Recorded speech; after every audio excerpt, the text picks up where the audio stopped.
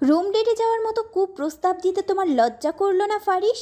তুমি আমাকে এতই সস্তা মনে করো? রাগে গজগজ করে রোদের তাপে উত্তপ্ত রাস্তা দিয়ে হেঁটে যাচ্ছে সদ্য 19-এ পা দেওয়া রমণী। খুব ঢিলেঢালা জামা পরিহিত মেয়েটির চোখ মুখে ক্রোধে রক্তিম বর্ণ ধারণ করেছে। কাঁধের একপাশে থাকা ঝুলন্ত ট্রেড ব্যাগ এক হাতে সামলে সে কপালের ঘাম মুছল। এরপর কর্কশ গলায় আবারও গর্জে উঠল। Speak up Faris. তাহলে এই ছিল তোমার মনে? তোমার লজ্জা করলো না? ছি, তুমি তবে পুরুষের পরিচয়টা দিয়েই দিলে। Wow, great! কলের অপর প্রান্তে থাকা ধপধপে সাদা চেহারার অধিকারী সদ্য তরুণ বয়সী যুবকটি সাফাই গাইতে গাইতে বলে উঠল, কথাটা শোন ঈশা, আমি তো জাস্ট। কোনো কিছু শোনার প্রয়োজন মনে করলো না ঈশা। রাগে দুঃখে কষ্টে তার চোখের কোণে অশ্রুকণা দেখা দিল। সে দাঁতে দাঁত চেপে বলে উঠল, কোনো কিছু বলার প্রয়োজন নেই Faris. You know what, it's totally my fault to choose you. আমি এই মুহূর্তে আমাদের সম্পর্ক এখানেই শেষ করছি। ব্রেকআপ। আর কখনো আমার সাথে যোগাযোগ করার চেষ্টা করবে না। বলেই থপ করে কলটা কেটে দিল ঈশা। নিজের উপর বারবার ধিক্কার জানালো সে। মেয়েটা কখনো ভাবতেও পারেনি 6 মাস যাবৎ এত সুন্দর একটা সম্পর্কের পর ফারিস এভাবে নিজের রূপ প্রদর্শন করবে। জীবনের 19 বছরে ঈশা কখনো কোনো সম্পর্কে জড়ায়নি। তবে ভার্সিটিতে ওঠার পর প্রায় সবার মতোই তার মনে হাজারো প্রজাপতি উঠতে শুরু করেছিল। তাই মনের ভালো লাগা থেকেই নিজের ভার্সিটির সিনিয়র ফারিসের প্রপোজাল অ্যাকসেপ্ট করেছিল সে। প্রথম প্রথম সব ঠিকঠাক গেলেও আজ ঈশার মনে হলো সে অনেক বড় ভুল করেছে।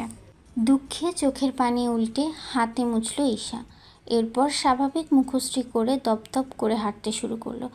ঢাকা শহরের বায়ার বরাবরই কোলাহলপূর্ণ। এই কোলাহলের মাঝেও কেউ কেউ একা থাকে, একদম নিঃশব্দে। তাদের মনের ভেতরটা বাইরে থেকে বোঝা যায় না। ঈশাও ঠিক তেমন একজন। চোখের পানি শুকিয়েছে কিন্তু মনটা এখনও হাঁপাচ্ছে। কাঁধের ট্রেড ব্যাগের ফিতা টানছে আঙুলে আঙুলে। তার দিকভ্রান্ত চোখ একবার ডান দিকে তাকাচ্ছে আবার বাম দিকে। কিন্তু রাস্তা পার হওয়ার আগে তার মাথা এখনও ঘুরছে ফারিসের বলা কথাগুলোয়। রুমডেট শব্দটা এখনও কানে গুনগুন করছে বিষাক্ত পতঙ্গের মতো। মানসিক চাপের মধ্যে থাকা ঈশা খেয়ালই করলো না ডান দিকের থেকে একটা কালো এসইউভি গাড়ি একদম স্পিড ব্রেকার পেরিয়ে তার দিকে এগিয়ে আসছে। ঈশা নিজের মতো করে হাঁটতে থাকলেও আর যখনই সে রাস্তা পার হতে যাবে ঠিক তখনই ঘটল অঘটন। এগিয়ে আসা গাড়িটা হঠাৎ রাস্তার মাঝে ঈশাকে খেয়াল করে তৎক্ষণাৎ দক্ষ হাতে ব্রেক চাপল। কিন্তু ততক্ষণে গাড়ি এগিয়ে এসেছে অনেকখানি। ফলস্বরূপ গাড়ির সামনের দিকে সামান্য ধাক্কা খেয়ে ঈশার শরীরটা ঝাঁকি খেল। তারপর দপ করে রাস্তায় পড়ে গেল সে। হাতে থাকা ফোনটা ছিটকে পড়ল পিচ ঢালা রাস্তায়। আঘাত পেয়ে সামান্য চিৎকার দিয়ে উঠল ঈশা। কুনোয়ের দিকটায় খানিকটা রক্ত ঝরছে। পায়ের গোড়ালিতেও হয়তো একটু লেগেছে। আর এক পাশে পড়ে থাকা তার ফোনের স্ক্রিনটাও চুরমার। মেয়েটার চিৎকারে চারপাশের মানুষ জড়ো হতে শুরু করলো। ঈশার সেসবে খেয়াল নেই। সে চোখ বন্ধ করে নিজেকে ধাতস্থ করতে ব্যস্ত। আজকের দিনটাই খারাপ। কিছুক্ষণের মধ্যে গাড়ির দরজা খুলে কোলাহলের মাঝে এক চিলতে নীরবতা নামলেও সেই পুরুষটি, ফিটফাট পুরুষটির গায়ের রং শ্যামলা, তবে খারাপ নয়। কথায় আছে পুরুষের বেশি ফর্সা হতে নেই, শ্যাম সুন্দর হলেই বেশি আকর্ষণ লাগে। গাড়ি থেকে নেমে আসা পুরুষটিও ঠিক তেমনই শ্যাম সুন্দর। গায়ের গড়ন সুঠাম, ছিমছাম, উচ্চতায় প্রায় 6 ফুট, সাদা শার্টের উপর কালো কোট আর হাতে একটা সিলভার ঘড়ি। চুলগুলো জেল দিয়ে সেট করা, চোখ জোড়া কুচকুচে কালো, গভীর এবং গম্ভীর। পুরুষটি ধীরে ধীরে ঈশার দিকে এগিয়ে গেল। ঈশা চোখ বুজে থাকায় বুঝতে পারল না। তবে রোদের আলো হারিয়ে যাওয়ায় চোখ খুলে মাথা উঁচু করে তাকালো উপরে, সূর্যকে আড়াল করে শটান হয়ে দাঁড়িয়ে থাকা লোকটির দিকে। লোকটার ছায়া পড়ায় ঈশা এখনও সূর্যকে অনুভব করতে পারছে না। লোকটার চোখে সরু হয়ে এসেছে ঈশাকে দেখে। মেয়েটা ভ্রু কুঁচকে তাকিয়ে নিজে নিজে উঠল। চারপাশের মানুষেরাও নিজেদের মধ্যে ফিসফাস করে প্রস্থান নিল। বড়সড় দুর্ঘটনা ঘটেনি, এটাই অনেক। আগন্তুক পুরুষটি একবার গম্ভীর কণ্ঠে শুধালো, আর ইউ ওকে? বেশি ব্যথা পেয়েছেন? আরেকটি সতর্কভাবে রাস্তাঘাটে চলাচল করা উচিত। ঈশার এমনিতেই মেজাজ খারাপ। ফারিসের সাথে ঝগড়া, তীব্র গরম, তার উপরে ভাবে রাস্তায় পড়ে যাওয়া, সব কিছু মিলিয়ে মাথাও ঠিক নেই। সে চুল ঠিক করে শক্ত কণ্ঠে বলল, ঠিক আছি আমি। তবে আমার মনে হয় আপনারও একটু চোখ খুলে গাড়ি চালানো উচিত ছিল। লোকটির কুচকানো ভ্রুজোড়া আরেকটু কুচকে গেল। খানিকক্ষণ সময় চুপ করে থেকে তার চোখ জোড়া ঘুরে এলো ঈশার কনুই ও পা থেকে। আহত হয়েছে বুঝতে পারল সে, তাই ভদ্রতার খাতিরে বলল, মনে হচ্ছে আপনি আহত হয়েছেন, ডক্টর কাছে যেতে হবে, চাইলে আসুন আমার সাথে। ঈশা আহত চোখে ভেঙে যাওয়া ফোনটার দিকে তাকালো। রাস্তার এক পাশে অবহেলায় পড়ে আছে। অনেক শখ করে টাকা জমিয়ে কেনা ফোনটার আফসোস করল সে। এরপর আতকে উঠে মাথা দুদিকে নাড়িয়ে বলল, নো থ্যাঙ্কস, কোনো প্রয়োজন নেই। বলেই ধীর পায়ে জায়গা থেকে প্রস্থান নিল ঈশা। খানিক খোঁড়াতে খোঁড়াতেই ফুটপাতে উঠে পড়ল। এরপর ধীরে সুস্থে চলে গেল। গাড়ির সামনে থাকা লোকটি কিছুক্ষণ সরু চোখে পর্যবেক্ষণ করে দীর্ঘশ্বাস ফেলল। সত্যি বলতে তারও কোনো ইচ্ছে ছিল না মেয়েটিকে ডাক্তারের কাছে নিয়ে যেতে। শুধুমাত্র মানবিকতার খাতিরেই কথাটি বলেছিল সে। রাস্তার এক পাশে ঈশার ভাঙা ফোনটা দেখেও কোনো প্রতিক্রিয়া দেখা গেল না লোকটার মুখে। এমনিতেই এয়ারপোর্টে খানিকক্ষণ আগে দেশের মাটিতে পা রাখার সাথে সাথে মেজাজ খারাপ হয়েছে তার। এর ওপর এভাবে একটা মেয়ের সাথে অ্যাক্সিডেন্ট করে মেজাজ পুরো বিগড়ে গেল পুরুষটির। কিছুক্ষণ কোমরে দুহাত রেখে নিজেকে ধাতস্থ করে আবারও গাড়িতে উঠে পড়ল। মাথা থেকে সব কিছু ঝেড়ে ফেলে দ্রুত গাড়ি নিয়ে নিজের উদ্দেশ্যে রওনা দিল সে। দরজা খোলার সাথে সাথে বিধ্বস্ত ঈশাকে দেখে বিকট চিৎকার দিয়ে উঠল লিলি। দুহাতে কান চেপে বিরক্ত চোখ নিয়ে তাকালো ঈশা। কণ্ঠে তিক্ততা নিয়ে বলে উঠল, লিলির বাচ্চা, ছাগলের মতো চেঁচাচ্ছিস কেন? বলেই ভিতরে ঢুকে গেল সে। লিলি দরজা লাগিয়ে পিছনে আসতে আসতে মুখে ভয়ার্ত ছাপ নিয়ে হাঁ হয়ে বসলো। তোকে এমন দেখাচ্ছে কেন দোস্ত? ম্যারাথনে দৌড়ে এলি নাকি কুস্তি করে এসেছিস? রাস্তায় উষ্টা খেয়ে পড়িস নেই তো? ঈশা কোনো মতে ঘরে ঢুকে বিছানায় ধপ করে বসে পড়ল। কাঁধের ব্যাগটাও ছুঁড়ে মারল অদূরে। বুক ভরে শ্বাস ছেড়ে মুখ কুঁচকে বলল, ফালতু কথা বলিস না তো। গাড়ির সাথে ধাক্কা খেয়েছি, ফোনটাও ভেঙে গেছে জানিস। মেজাজটা যে কি পরিমাণ খারাপ হচ্ছে তার উপর। বলতে বলতেই থেমে গেল ঈশা। ফারিসের কথাটা চেপে যাওয়ার চেষ্টা করলো। এমনিতেই লিলি এর আগে অনেকবারই এ বিষয়ে সতর্ক করেছিল ময়ূরীকে, অথচ ঈশা তো আবেগের জোরেই ভেসে বেড়াচ্ছিল। এটা তারই দোষ। এখন কিছু বলা মানে নিজের পায়ে কুড়াল না মেরে কুড়ালের উপরেই নিজের পা বসানো। বান্ধবী হাতে পায়ের অবস্থা দেখে দেরি করেনি লিলি। তৎক্ষণাৎ ফ্রিজ থেকে একটা বাটিতে কয়েকটা বরফ নিয়ে হাজির হলো ঈশার সামনে। মেঝেতে বসতে চাইলে ঈশা তাকে বিছানার উপরে বসতে বলল। এরপর পা উপরে উঠিয়ে হাতা ভাঁজ করলে লিলি হাতে পায়ে ভেজা তুলি দিয়ে শুকিয়ে যাওয়া রক্ত মুছিয়ে দিয়ে বরফ দিল। এই ভর দুপুরে মেয়েটার এই অবস্থা হবে আশা করেনি লিলি। খাওয়া দাওয়ায় পূর্ব চুকিয়ে দুই বান্ধবী বিছানায় ঘুমের প্রস্তুতি নিলে ঈশা উসখুস করতে থাকে। ফারিসের বিষয়টা লিলিকে না বলা পর্যন্ত বাথরুম হবে না তার। একমাত্র বান্ধবীটার সাথে সেই কলেজ লাইফ থেকে একসাথে এই হোস্টেলে আছে। ভালো খারাপ যাই হোক না কেন সবই তারা একে অপরকে বলে। তাই নিজের মান সম্মানের ভয় ঠেলে ঈশা সব খুলে লিলিকে বলার সিদ্ধান্ত নিল। নামকরা বিজনেসম্যান প্রবাসী জাহাঙ্গীর আহমেদের একমাত্র ছেলে ফারহান আহমেদ প্রায় 3 বছর পর আজই দেশে পা রেখেছে। সুখবরটা পাওয়ার সাথে সাথে ফারহানের বন্ধুমহল কোনো রকম আগাম বার্তা ছাড়াই হাজির হয়েছে ফারহানের ফ্ল্যাটে। ফারহান এইমাত্র শাওয়ার নিয়ে ওয়াশরুম থেকে বের হলো। ঘরে ঢুকেই বিছানায় এক সারিতে 5 জন সমবয়সী ছেলেকে বসে থাকতে দেখে মুখে খানিক হাসি ফুটে উঠল তার। বিছানায় বসে থাকা ছেলেগুলোও ফারহানকে দেখে বাঁকা হাসলো।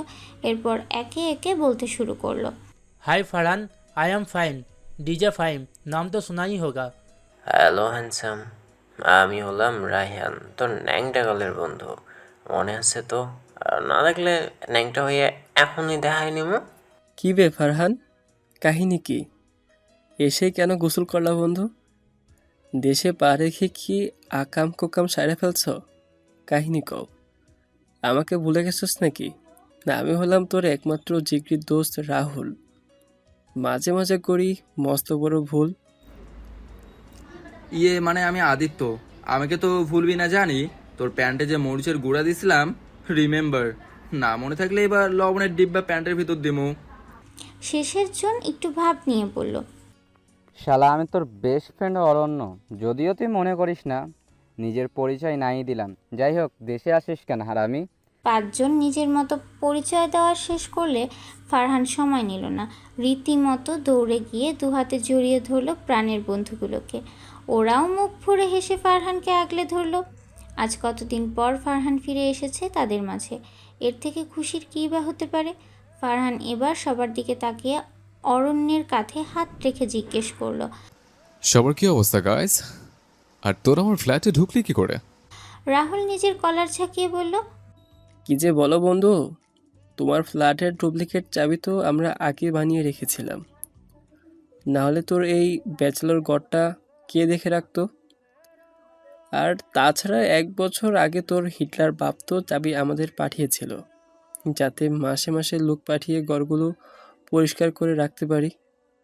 যতই হোক, আঙ্কেলের একমাত্র ছেলে দেশে এসে এই ফ্ল্যাটেই তো থাকবে। ফারহান মাথা নিচু করে হেসে বলল। তোদের সবাইকে অনেক মিস করেছে। ওরাও হেসে একসাথে বলল। আমরাও মিস করেছি দোস্ত। ফারহান এবার তোয়ালে শুকাতে দিয়ে বলল, ভালো করলি এসে, অনেক কথা জমে আছে। আয় একসাথে নাস্তা করি। আরণ্য একবার মেকি অভিমানী স্বরে বলে উঠল, থাক থাক, অত ফর্মালিটি দেখাতে হবে না। তুই তো একটা বেইমান, স্বার্থপর। সে যে দেশ ছেড়ে গেলি, একবারও খোঁজ নিয়েছিলি? আমাদের একটা বারও তো কল করে 2 মিনিটের বেশি কথা বলিসনি। Do you have any idea আমরা কতটা মিস করেছি তোকে? তুই তো শালা বিদেশে এনজয় করছিস, আর এখন নাস্তা খাইতে ডাকছোস। ভালোই ফর্মালিটি শিখেছিস ভাই। বদলে গেলি ফারহান, বদলে গেলি। বাকিরাও সহমত হয়ে রাগ দেখালো। ওদের রাগ দেখে ফিক করে হাসলো ফারহান, এরপর হেসে বলল, রাগ করিস না রে ভাই, দেখ কান ধরে মাপ চাচ্ছে। এই বলে ফারহান সত্যি সত্যি দুহাত কানে দিয়ে একটা মজার মুখ করে দাঁড়িয়ে রইল। সবাই তখন হেসে কুটি কুটি। আদিত্য তো পাশ থেকে অরণ্যর ঘাড় ধরে বলেই উঠল, ভাই ভাই, এই পোজে একটা ছবি তোল, ক্যাপশন দেবো, বিদেশ ফেরত পাপি পাউলারে মাপ করলো, পাস মাস্কেটিয়ার। রাহুল আবার মজা করে বলল, কিন্তু বন্ধু, কাহিনী তো অনেক দূর আগাইছে, তুমি মাফ চাইলেও তো হবে না ভাই। প্রায় 3 বছর ধরে যে দাগ বসে গেছে হৃদয়ে, সেটা মোছাতে হলে কাচি খাওয়াইতে হবে, বুঝছস? রায়ান সঙ্গে সঙ্গে তাল মিলিয়ে বলে, একদম, সঙ্গে মাস্ট ফালুদা আর বিরিয়ানি। পরবর্তী সাইলেন্ট ট্রিট না হলে তো মাফই নেই। কথা ক্লিয়ার? অরণ্য একটু মেকি লজ্জা পেয়ে বলল, দোস্ত, তুই চাইলে আমারে এটা ভাবি গিফট করেও মাপ চাইতে পারিস, আমি মাইন্ড করবো না। সবাই এ কথাই হেসে উঠল, কারণ এই 28 বছরের ফারহান জীবনে যে কোনো মেয়ের আগমন এখন পর্যন্ত হয়নি, সেটা তারাও জানে। আর ভবিষ্যতে আদৌ হবে কিনা এই নিয়ে তো ফারহানের বাবাও চিন্তিত। ফাহিম একটা ভঙ্গিমায় গলা খাকারি দিয়ে বলল, একটা ছোট কনসার্ট চাই, ফারহান গাইবে, আমরা গলা মেলাবো। স্মৃতি রোমান্থনের সন্ধ্যায় হবে আজ। কতদিন ফারহানের গান শুনি না ভাই। ফারহান এবার অরণ্যের দিকে তাকিয়ে গম্ভীর গলায় বলল, আচ্ছা অরণ্য, সত্যি কি এতটা বদলে গেছে? তোরা কি সত্যি ভেবেছিলে আমি তোদের ভুলে গেছি? এয়ারপোর্টে নামার সাথে সাথে তোদের সাথে দেখা করবো বলে ঠিক করে রেখেছে, আর তোরা মনে করেছিস আমি তোদেরকে ভুলে গিয়েছে? Ridiculous bro. অরণ্য একটু চুপচাপ করে রইল, তারপর ধীরে বলল, মনে করেছিলাম, কিন্তু এখন তোকে দেখে বুঝেছি তুই সে আগের ফারানি আছিস, শুধু একটু দূরে ছিলি, মন থেকে না। ফারহান এবার হাত বাড়িয়ে বলল, তাহলে আয়, এই হারামজাদা ফারহানকে আবার গ্রহণ কর। সবাই একসাথে হেসে ওঠে ওকে জড়িয়ে ধরল। ঘরে তখন হাসি, কোলাহল আর বন্ধুত্বের গন্ধে ভরে উঠেছে। রাহুল বলল, চল এবার নাস্তা খাই, তারপর রিহার্সাল করবি ক্ষমা চাওয়ার গান রেকর্ড করার জন্য। ফারহান হেসে বলল, এই হচ্ছে আমার গ্যাং, একদমও দূরে থাকলে মনটাই শুকিয়ে যায়। এবার তো পুরো কেস উল্টে দিব। অরণ্য হঠাৎ গুরুতর কণ্ঠে বলল, এ ভাই, ভালো কথা। তোর বাপ নাকি তোরে কোন একটা ভার্সিটিতে প্রফেসর পদে জয়েন করাই দিয়েছে, কাহিনী সত্য নাকি? ফারহান মুখে গম্ভীর করে মাথা নেড়ে বলল, নর্থ সাউথ ইউনিভার্সিটিতে অ্যাসিস্ট্যান্ট প্রফেসর হিসেবে, তবে স্টুডেন্টদের ক্লাসও করাতে হবে, ইংলিশ ডিপার্টমেন্ট। ফাহিম ভ্রু কুচকে বলল, কিন্তু হঠাৎ তুই ভার্সিটিতে প্রফেসর হিসাবে, মানে তোর কি প্রিপারেশান ছিল? কখন কি করলি ভাই? তুই না কানাডাতে বিজনেসে হাত দিচ্ছিলি, আবার ভার্সিটি ঘটনাটা মিলল না। ফারহান কিছুটা দুর্বল কণ্ঠে বলল, পরে সব বলবো। আপাতত এটুকু জেনে রাখ, কাল থেকেই আমি নর্থ সাউথ ইউনিভার্সিটির ইংলিশ ডিপার্টমেন্টের প্রফেসর। কালই জয়েন করব। আর আপাতত দেশ ছেড়ে কোথাও যাচ্ছে না, কাজ না হওয়া পর্যন্ত দেশে আছে। বিজনেসের বিষয়টাও ভাবে দেখবে। Now I am totally free from this. সবাই একসাথে নাস্তা খেতে বসে গেল। ফারহান দেশে এসে খাবারের ব্যবস্থা করতে অপরাগ, আর এটা স্বাভাবিক। তাই অরণ্য আর রাহুল আগে থেকেই কিছু খাবার অর্ডার করে আনিয়ে রেখেছিল। সেগুলোই খুব মজা করে 6 জন মিলে জমিয়ে খেলো। আর অরণ্য ফারহানের হঠাৎ দেশে ফেরা নিয়ে একটু বেশি চিন্তিত। সবাই যখন পরবর্তী সময়গুলো একসাথে কাটানোর অসাধারণ প্ল্যানিং করছে, তখনই অরণ্য ফারহানকে আলাদা করে ব্যালকনিতে নিয়ে এলো। সত্যি করে বল তো ফারহান, ভার্সিটির কাহিনীটা কি? তুই হুট করে এভাবে ভার্সিটির প্রফেসর, এটা কিভাবে সম্ভব? তুই না... অরণ্যকে আটকে দিয়ে ফারহান বলে উঠল, এখানে থেমেছে অরণ্য, এসব ভুলে যা। আমি কি, আমার পরিচয়, সব কিছু ভুলে যা আপাতত। এখন শুধু বর্তমানটা মনে রাখা ভালো। ভার্সিটির প্রফেসর হওয়া আমার পক্ষে মোটেই কঠিন কিছু না, এটা তুইও জানিস। সো শুধু শুধু প্যারা নিস না, পরে সব কিছু খুলে বলবো। রাস্তা থেকে বাসায় আসার পরেও ঈশা ব্যথা টের পায়নি। তবে সকালবেলা উঠে নিজের কুনোই আর পায়ের গোড়ালির দিকে তাকিয়ে তার মনে হলো জীবনটাই বৃথা। খুব বাজেভাবে 2 জায়গায় কালচে হয়ে গিয়েছে। রক্ত জমাট বেঁধে অবস্থা শোচনীয়। লিলিও ইশারায় হাতে পায়ের এ অবস্থা দেখে 2 হাত তুলে দোয়া করলো। হে উপরওয়ালা, যার কারণে আমার কলিজার টুকরার নেই বান্ধবীর হাত পা জখম হয়েছে, সেই উগান্ডার অধিবাসী যেন ওর বাথরুমে পা পিছলে মূর্ছা যায়। লিলির কথা যেন সত্যি হলো, তার দোয়া কবুল হলো তৎক্ষণাৎ। তবে জিনিসটা আসল আসামির ক্ষেত্রে না খেটে আসামির জিগরি দোস্তের উপর পড়ল।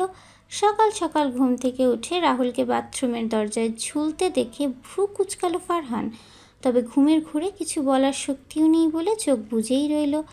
অরণ্য বারান্দায় একটু ফ্রেশ হাওয়া উপভোগ করতে গিয়েছিল। বড় করে হাই তুলে ঘরে ঢুকতেই অরণ্যের চোখ উপরে উঠে আসে। বড় বড় চোখ করে হতবাক হয়ে তাকায় সে। অবিশ্বাস্য কণ্ঠে বলে ওঠে, কিরে রাহুল, চামচিকার মতো বাথরুমের দরজায় হাতলের সাথে ঝোলছোস কেন বেটা? এটা কি তোর না হওয়া বউ রাইসার আঁচল মনে হয়? ছি ছি। এ ফারহান, হে বেটা তাড়াতাড়ি উঠে দেখ রাহুল দরজার সাথে কি অশ্লীলতা করতেছে, দেখ। ফারহান সত্যি সত্যি বালিশে গুজে রাখা মুখ খানিক উঠিয়ে আধ বোঝা চোখে তাকালো। বাথরুমের হাতলে 1 হাত রেখে খয়রাতির মতো ঝুলছে রাহুল। বিষয়টা দেখে ফারহান বিশ্বাস করতে পারল না। ছেলেটা কি পাগল হলো? শেষে কিনা সুন্দরী গার্লফ্রেন্ড রাইসাকে রেখে বাথরুমের হাতল। কি রুচির দুর্ভিক্ষ নেমে এলো রাহুলের জীবনে। মনে মনে ইডিয়েট বলে আবারও বালিশে আরামে মুখ গুজল ফারহান। ঘুম ঘুম ভাঙা স্বরে বলল, ওই ব্যাটারে বাথরুমে থাকার ব্যবস্থা করে দে অরণ্য, কমোটে খাবার সার্ভ করে দিবে ওরে। শালা ওখানে নিজে সংসার করুক।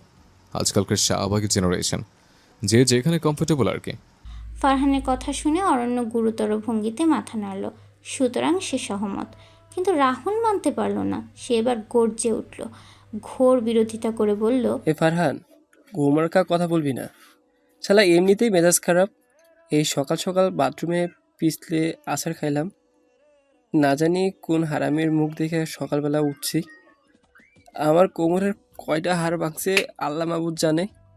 দুঃখী রাহুলের এমন হৃদয় বিদায়ক কাহিনী শুনে অরণ্য কিছুক্ষণ নীরব থেকে পেটে হাত চেপে হু হা করে হাসতে শুরু করলো। হাসতে হাসতে নিঃশ্বাস আটকে যাচ্ছে ছেলেটার। এদিকে ফারহানও চোখ বন্ধ করে ফিক করে হেসে ফেলল। অরণ্যের পেট ফাটা হাসি দেখে রাহুল মুখ কুঁচকে তাকালো। ফারহানের হাসিটা তার সহ্য হলো না। আবারও আঙুল তুলে প্রতিবাদী স্বরে চেঁচিয়ে উঠল, হালা শানটা কোথাকার, খবরদার দাঁত কেলাবি না। তোর বাপ একটা খাইসটা, মেইন হারামি তোর বাপ। একটা ভালো ফ্ল্যাট কিনলে কি হইতো? জাক্কাস একটা ফ্ল্যাট কিনা দিতে পারে নাই। টাইলসগুলো সাবানের বংশ মনে হইতেছে। এই শাহবাগি টাইপ ফ্ল্যাট দিয়া কি নিজেরে খয়রাতি প্রমাণ করতে চায় তোর বাপ? তোদের বড়লোকদের সিস্টেম বুঝি না আমি।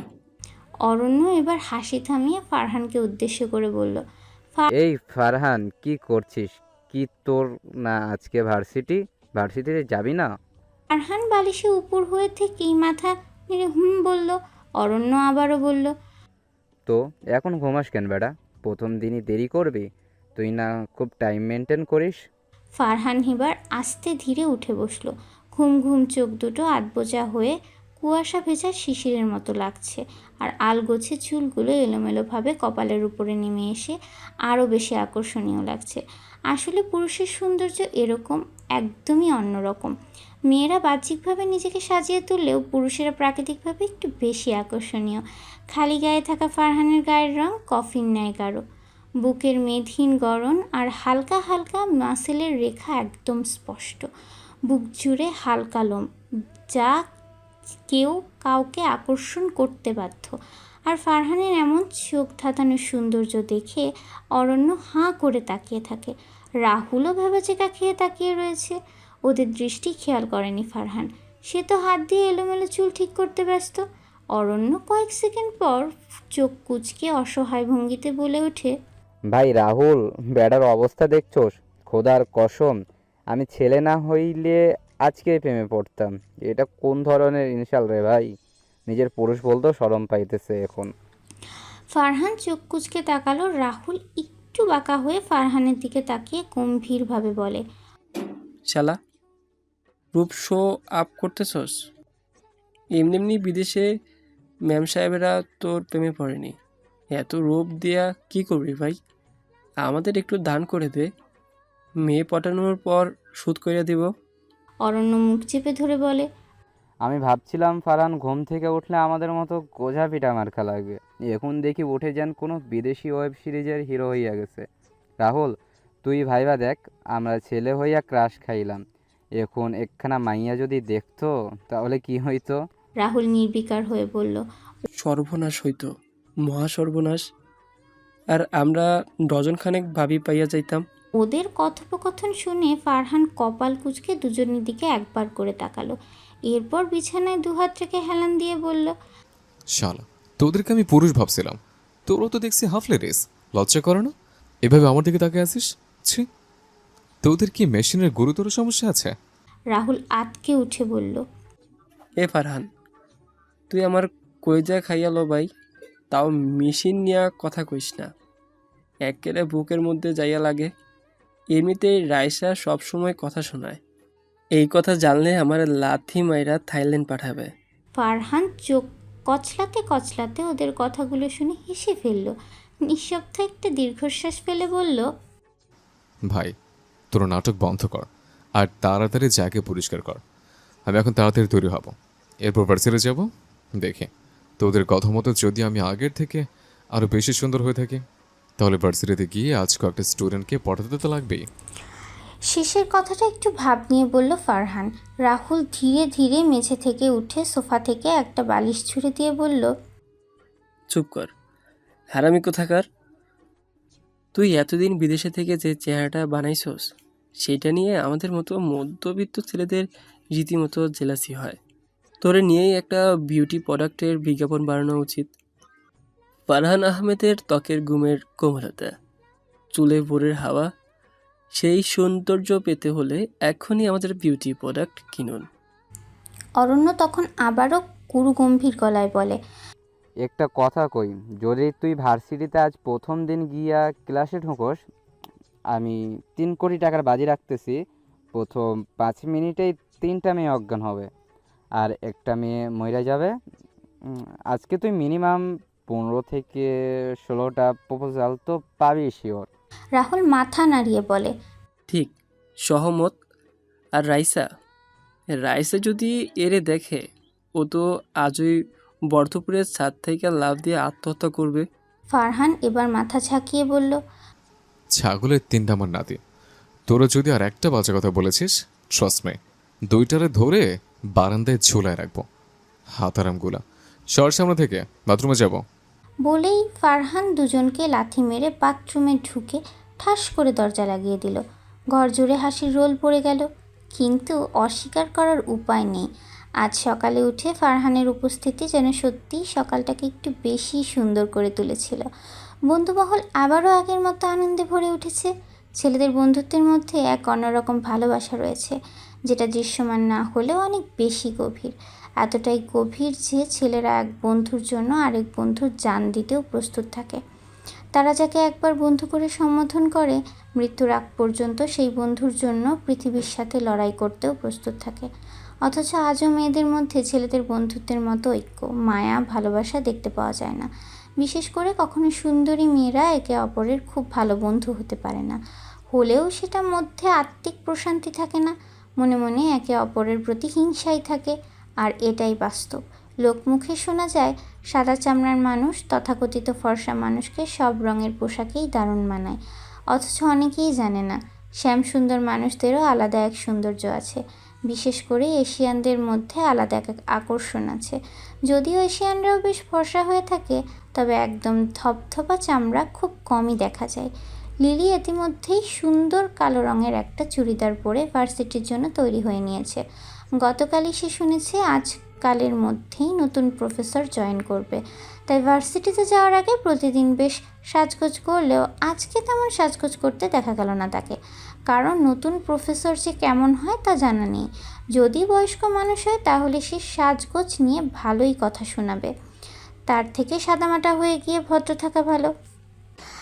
ঈশা রীতিমতো কম সাজতেই পছন্দ করে, কারণ সে সৃষ্টিকর্তা প্রদত্ত বেশ সৌন্দর্যের অধিকারী। একদম ধপধপে সাদা না হলেও এশিয়ানরা যেমন লাল ফর্সা হয় ঠিক তেমনই, তাই পোশাক আশাক নিয়ে তেমন মাথা ঘামায় না সে। আজও তাই পিচ রঙের একটা গাউন পরেই মোটামুটি তৈরি হয়ে বেরিয়ে পড়েছে ঈশা। নতুন প্রফেসর আসার কথা সেও শুনেছে, তাই আজ ঠিক সময় ভার্সিটি উপস্থিত থাকার তোড়জোড় শুরু করতেছে সে। ভার্সিটির ক্যাম্পাসটা বেশ ছিমছাম আর সবুজে ঘেরা। প্রবেশপথ পেরিয়ে ডান দিকে একটা ছোট্ট ফোয়ারা আছে, যার চারপাশে গোল হয়ে বসার ব্যবস্থা। ছাত্রছাত্রীদের আড্ডা ও ক্লাস শুরুর আগে অপেক্ষায় স্থায়ী ঠিকানা যেন এই জায়গাটাই। সামনে লম্বা লাইনের মতো দাঁড়িয়ে আছে একাধিক একাডেমির বিল্ডিং। প্রতিটা ভবনের দেয়াল জুড়ে লতাপাতার সাজ, জানালাগুলো উঁচু আর বারান্দাগুলো খোলা। ক্যাম্পাসের পেছনে একটা ছোট্ট ক্যান্টিনও আছে, যেখান থেকে কফির গন্ধ ভেসে আসছে। আজকাল চা খুব কমই খায় সবাই, তবে বেশ গুরুগম্ভীর লোকেরা চা খেতে আজও অনীহা প্রকাশ করে না। ঈশা আর লিলি আজ একটু আগেভাগে ক্লাসে এসে পৌঁছেছে। ক্লাসরুমটা দ্বিতীয় তলায়, আর দক্ষিণমুখো, যেখানে রোদ এসে মেঝেতে ঝিলিক তোলে। জানালার পাশে বসে থাকা ঈশার প্রিয়, কারণ হালকা বাতাসে চুল উড়ে গেলে তার একটা স্বস্তি লাগে। লিলিও এসে ঢুকে পড়েছে একটু পরে, ওর হাতে একটা খাতা আর একটা হালকা নীল ব্যাগ। সে গিয়েছিল লাইব্রেরি থেকে কিছু বই আনতে। আজ লিলিকে দেখতে খুব মিষ্টি লাগছে।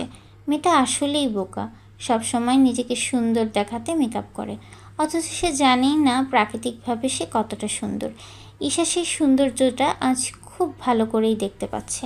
মেয়েটা যে কতটা সুন্দর এটা ঈশা আজও লিলিকে বোঝাতে পারে না। লিলি এর মধ্যে ঈশার পাশে এসে বসলো। একটা দীর্ঘশ্বাস ফেলে লিলির দিকে তাকিয়ে ঈশা এক চিলতে হাসলো। তারপর ঈশা নিচু গলায় বলল, তোর সাজ অনেক সিম্পল আজ, নিউ প্রফেসরের জন্য নাকি?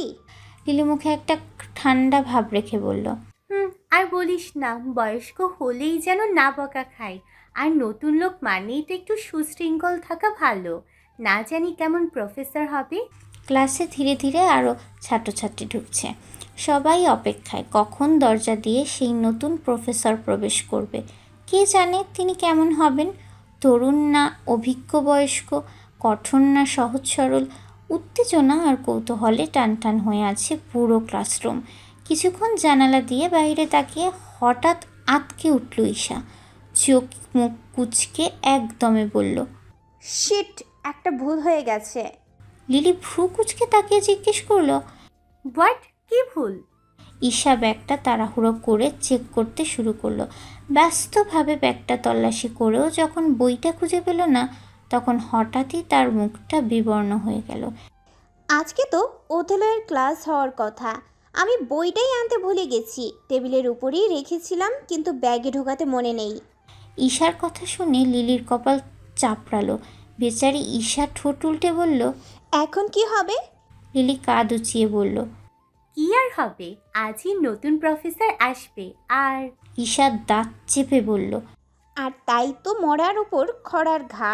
নতুন স্যার যদি ইনসাল্ট করে, আমাকে এখনই লাইব্রেরি থেকে বইটা নিয়ে আসতে হবে। লিলিও তাড়াহুড়া করে বলল, হ্যাঁ তাই কর, দ্রুত যা, 9:30 বাজতে এখনো 3 মিনিট বাকি। ওই যে লাইব্রেরির ভেতরে বাম দিকটায় যে 3টা বুকশেলফ আছে, সেখানে 4 নম্বর সারিতে আমি বইটা দেখেছিলাম গতকাল। দেখ যা, ওখানে থাকতে পারে। আর দেরি না করে ঈশা ব্যাগ কাঁধে ঝুলিয়ে তাড়াহুড়া করে ক্লাসরুম থেকে বেরিয়ে পড়ল। করিডোর পেরিয়ে সিঁড়ি দিয়ে নামতে নামতে দৌড় লাগালো লাইব্রেরির দিকে। ভার্সিটির প্রশাসনিক ভবনের 2য় তলায় অবস্থান। প্রধান কার্যালয়ের করিডোরটা বেশ দুর্দান্ত। দেয়ালে ঝকঝকে ফ্রেমে সাজানো আছে প্রতিষ্ঠানের পুরনো কিছু ছবি, প্রতিষ্ঠাতা সদস্যদের প্রাকৃতিক আর কিছু সম্মাননা স্মারক। বাতাসে মৃদু অ্যাসিড ঠান্ডা, আর চারপাশে নিঃশব্দ এক গাম্ভীর্য। প্রিন্সিপালের রুমটা বেশ পরিপাটি আর আধুনিক। গাঢ় কাঠের টেবিল, মেরুন পর্দা, আর পেছনের দেয়ালে বড় করে টাঙানো আছে বিশ্ববিদ্যালয়ের লোগো। টেবিলের একপাশে রাখা কিছু ফাইল, আর অন্য পাশে ধোয়া ওঠা চায়ের কাপ। ফারহান একপাশে বসে আছে, তার পরনে কালো কোট আর হালকা নীল শার্ট। গম্ভীর মুখে চারপাশটা লক্ষ্য করছিল, তবে চোখ মুখ আত্মবিশ্বাসের স্পষ্ট ছাপ। নাস্তা সেরে সব বিচ্ছুকে ফ্ল্যাট থেকে বের করে দিয়ে এই তো 10 মিনিট আগেই সে এসে পৌঁছেছে। প্রিন্সিপাল হাসি মুখে সামনে বসে বলল, welcome to our institution mister Farhan Ahmed. আমরা খুব আনন্দিত আপনাকে আমাদের ইংরেজি বিভাগে নতুন প্রফেসর হিসেবে পেয়ে। আপনার অভিজ্ঞতা ও কাজ আমাদের শিক্ষার্থীদের জন্য নিঃসন্দেহে অনুপ্রেরণা হবে। আপনার বাবার সাথে কথা হয়েছে? কোনো কিছু নিয়ে সমস্যা হবে না আশা করি। ফারহান মাথা নেড়ে বলল, Thank you, sir. Thank you, sir. It's an honor to be a part of this institution. I'll try my best to contribute with sincerity and creativity. Principal এবার ফোনটা হাতে তুলে কাউকে বললেন, mister Karim, would you please take Mr. Farhan to the class, department room 202? His first class is about to begin. Mister Karim, আপনি কি mister ফারহানকে English ডিপার্টমেন্টের 202 নম্বর রুমে একটু পৌঁছে দিতে পারবেন? তার ক্লাস শুরু হতে যাচ্ছে। ফোন রেখে তিনি আবারও ফারহানের দিকে তাকিয়ে বললেন, Your classroom is ready. Students are waiting. Best of luck, Mr. Farhan. Farhan কৃতজ্ঞতার হাসি দিয়ে প্রিন্সিপাল বলে উঠলেন, আমি নিজে আপনাকে ক্লাসে পৌঁছে দিতাম মিস্টার ফারহান, কিন্তু মিস্টার করিম অনেক অভিজ্ঞ একজন ভিসি, তার সাথে আপনার পরিচয় হওয়াটা দরকার, হয়তো আপনার কাজে লাগবে। ফারহান বাঁকা হেসে বলল, বুঝতে পেরেছি। Thank you so much. বলেই হ্যান্ডশেক করে প্রিন্সিপালের রুম থেকে বেরিয়ে পড়ল ফারহান। প্রিন্সিপালকে তার বেশ ভালোই লেগেছে, মানুষটা সৎ মনে হচ্ছে। এখন তার চিন্তা হচ্ছে ক্লাসের জন্য। লাইব্রেরিতে তন্ন তন্ন করে খোঁজার পর অবশেষে বই পেয়েছে ঈশা। 1000বার শুক্রিয়া জানিয়ে সে আবারও দৌড় দিল ক্লাসের দিকে। দোতলায় করিডোরে দাঁড়িয়ে ভিসি মিস্টার করিমের অপেক্ষা করছিল ফারহান। হাতে ফোন নিয়ে মনোযোগ দিয়ে ম্যাগাজিন পড়তে ব্যস্ত থাকায় আশেপাশে কোনো কিছুই খেয়াল করেননি। তবে কিছুক্ষণ পর থুপথাপ আওয়াজে ভ্রু কুঁচকাল ফারহান। ঘাড় ফিরিয়ে আওয়াজের উৎস খুঁজতে যাওয়ার ঠিক আগেই হঠাৎ ধাক্কা লাগলো চলন্ত কিছুর সাথে। লাইব্রেরি থেকে উপরতলায় দ্রুত উঠতে গিয়ে সিঁড়ির দিকে চোখ রেখে দৌড়ে আসছিল ঈশা। তার সামনে কোনো কিছু খেয়াল না করে সেভাবেই দৌড়াতে গিয়ে বড়সড় ধাক্কা খেল ফারহানের শক্তপোক্ত সুঠাম দেহের সাথে। আকস্মিক ধাক্কায় প্রস্তুত ছিল না কেউই। ফলস্বরূপ ফারহান না নড়লেও ঈশা পড়ে যেতে নেয় সিঁড়ির দিকে। সেটা লক্ষ্য করে দ্রুত মেয়েটার বাহু আঁকড়ে ধরে ফারহান। ধরার পর মুহূর্তেই ঈশা থমকে গেল। একটা হাত তার বাহু আঁকড়ে ধরা, কিন্তু তার চেয়েও বেশি বিস্ময়ের ছিল চোখের সামনে থাকা অপরিচিত কিন্তু খানিক চেনা সেই মুখটা। কোথায় যেন দেখেছে। ফারহানের চোখেও ছায়া পড়েছে সামান্য বিস্ময়ের। সেই মেয়েটার মুখে খানিকটা হতভম্ব, খানিকটা লজ্জা আর প্রচণ্ড একটা অপ্রস্তুত ভাব দেখল। চুলগুলো এলোমেলো হয়ে গালে এসে পড়েছে। বুক ওঠানামা করছে দ্রুত, দৌড়ে আসার ক্লান্তিতে। চোখে চোখ পড়তেই তৎক্ষণাৎ ঈশার বাহু ছেড়ে দাঁড়ালো ফারহান। ঈশা সেদিনের কথা তৎক্ষণাৎ স্মরণ করতে পারল না, তাই ফারহানকে না চিনেই গলাটাকে স্বাভাবিক রাখার ব্যর্থ প্রচেষ্টায় বলল, আই এম সরি, কিছু মনে করবেন না, দেখতে পাইনি। বলেই দেরি না করে ক্লাসের দিকে দৌড় লাগালো ঈশা। ফারহান ভ্রু কুঁচকে তাকিয়ে রইল। মেয়েটাকে হনুমানের আত্মার সঙ্গে নিয়ে বেড়ায়। এমন করে দৌড়ানোর কারণে একটুর জন্য সিঁড়ি দিয়ে পড়ে যায়নি। আবার সেই একইভাবে দৌড় দিয়ে গেল। ময়ূরীর এমন বাচ্চা মতে ঠোঁট গোল করে ক্লান্তির শ্বাস ফেলল ফারহান। হঠাৎ করেই মস্তিষ্কে চাপ প্রয়োগ করলো সে। মেয়েটাকে কেমন চেনা চেনা লাগলো, কোথায় দেখেছে যেন। ঠোঁট কামড়ে ভাবতে গিয়ে মনে পড়ল গতকালের কথা। গতকাল এয়ারপোর্ট থেকে ফ্ল্যাটে আসার পথে এই মেয়েটাই তো তার গাড়ির সামনে পড়েছিল। ফারহান আর কিছু ভাবতে পারল না। তখনই এসে হাজির হলো মিস্টার করিম। ক্লাসরুমে তখন পিনপতন নীরবতা। সকলেই জানে যে মুহূর্তটির জন্য এতক্ষণ অপেক্ষা তা এসে গেছে। দরজা খুলে প্রবেশ করলেন ভার্সিটির অভিজ্ঞ এবং সম্মানিত ভাইস চ্যান্সেলর মিস্টার করিম। তার পাশে হেঁটে আসছে একজন লম্বা সুঠামদেহী তরুণ, হালকা গোঁফ দড়িতে পরিপাটি, চোখ মুখে আত্মবিশ্বাসের চাপ। এক মুহূর্তের জন্য সবাই তার দিকে তাকিয়ে থাকতে বাধ্য হলো। ইতিমধ্যেই ভার্সিটির সাথে এত হ্যান্ডসাম সমবয়সী একজন পুরুষ দেখে মেয়েরা গুনগুন করা শুরু করে দিয়েছে। কিছুক্ষণ আলারের দুলালি মেয়েরা তো এত সুদর্শন যুবক দেখে হাঁ করে তাকিয়ে আছে। এমনকি লিলিও চোখ বড় করে সেদিকে চোখ রেখে ঈশার দিকে ঝুঁকে বলল, বইন খাডাই ভিসি এটা কাকে সাথে করে আনছে? কি সুন্দর দেখতে, হ্যান্ডসাম, ড্যাশিং, লম্বা fit body, wow, just looking like a wow. मैं तो फिसल गया रे। কিছুক্ষণ আগে ধাক্কা খেয়ে মূর্ছা চলে যাওয়া ঈশা বেঞ্চের উপর মাথা রেখে বড় বড় শ্বাস নিচ্ছিল। হঠাৎ করে ক্লাসের কোলাহল একদম বন্ধ হয়, সেও অবাক হয়েছে।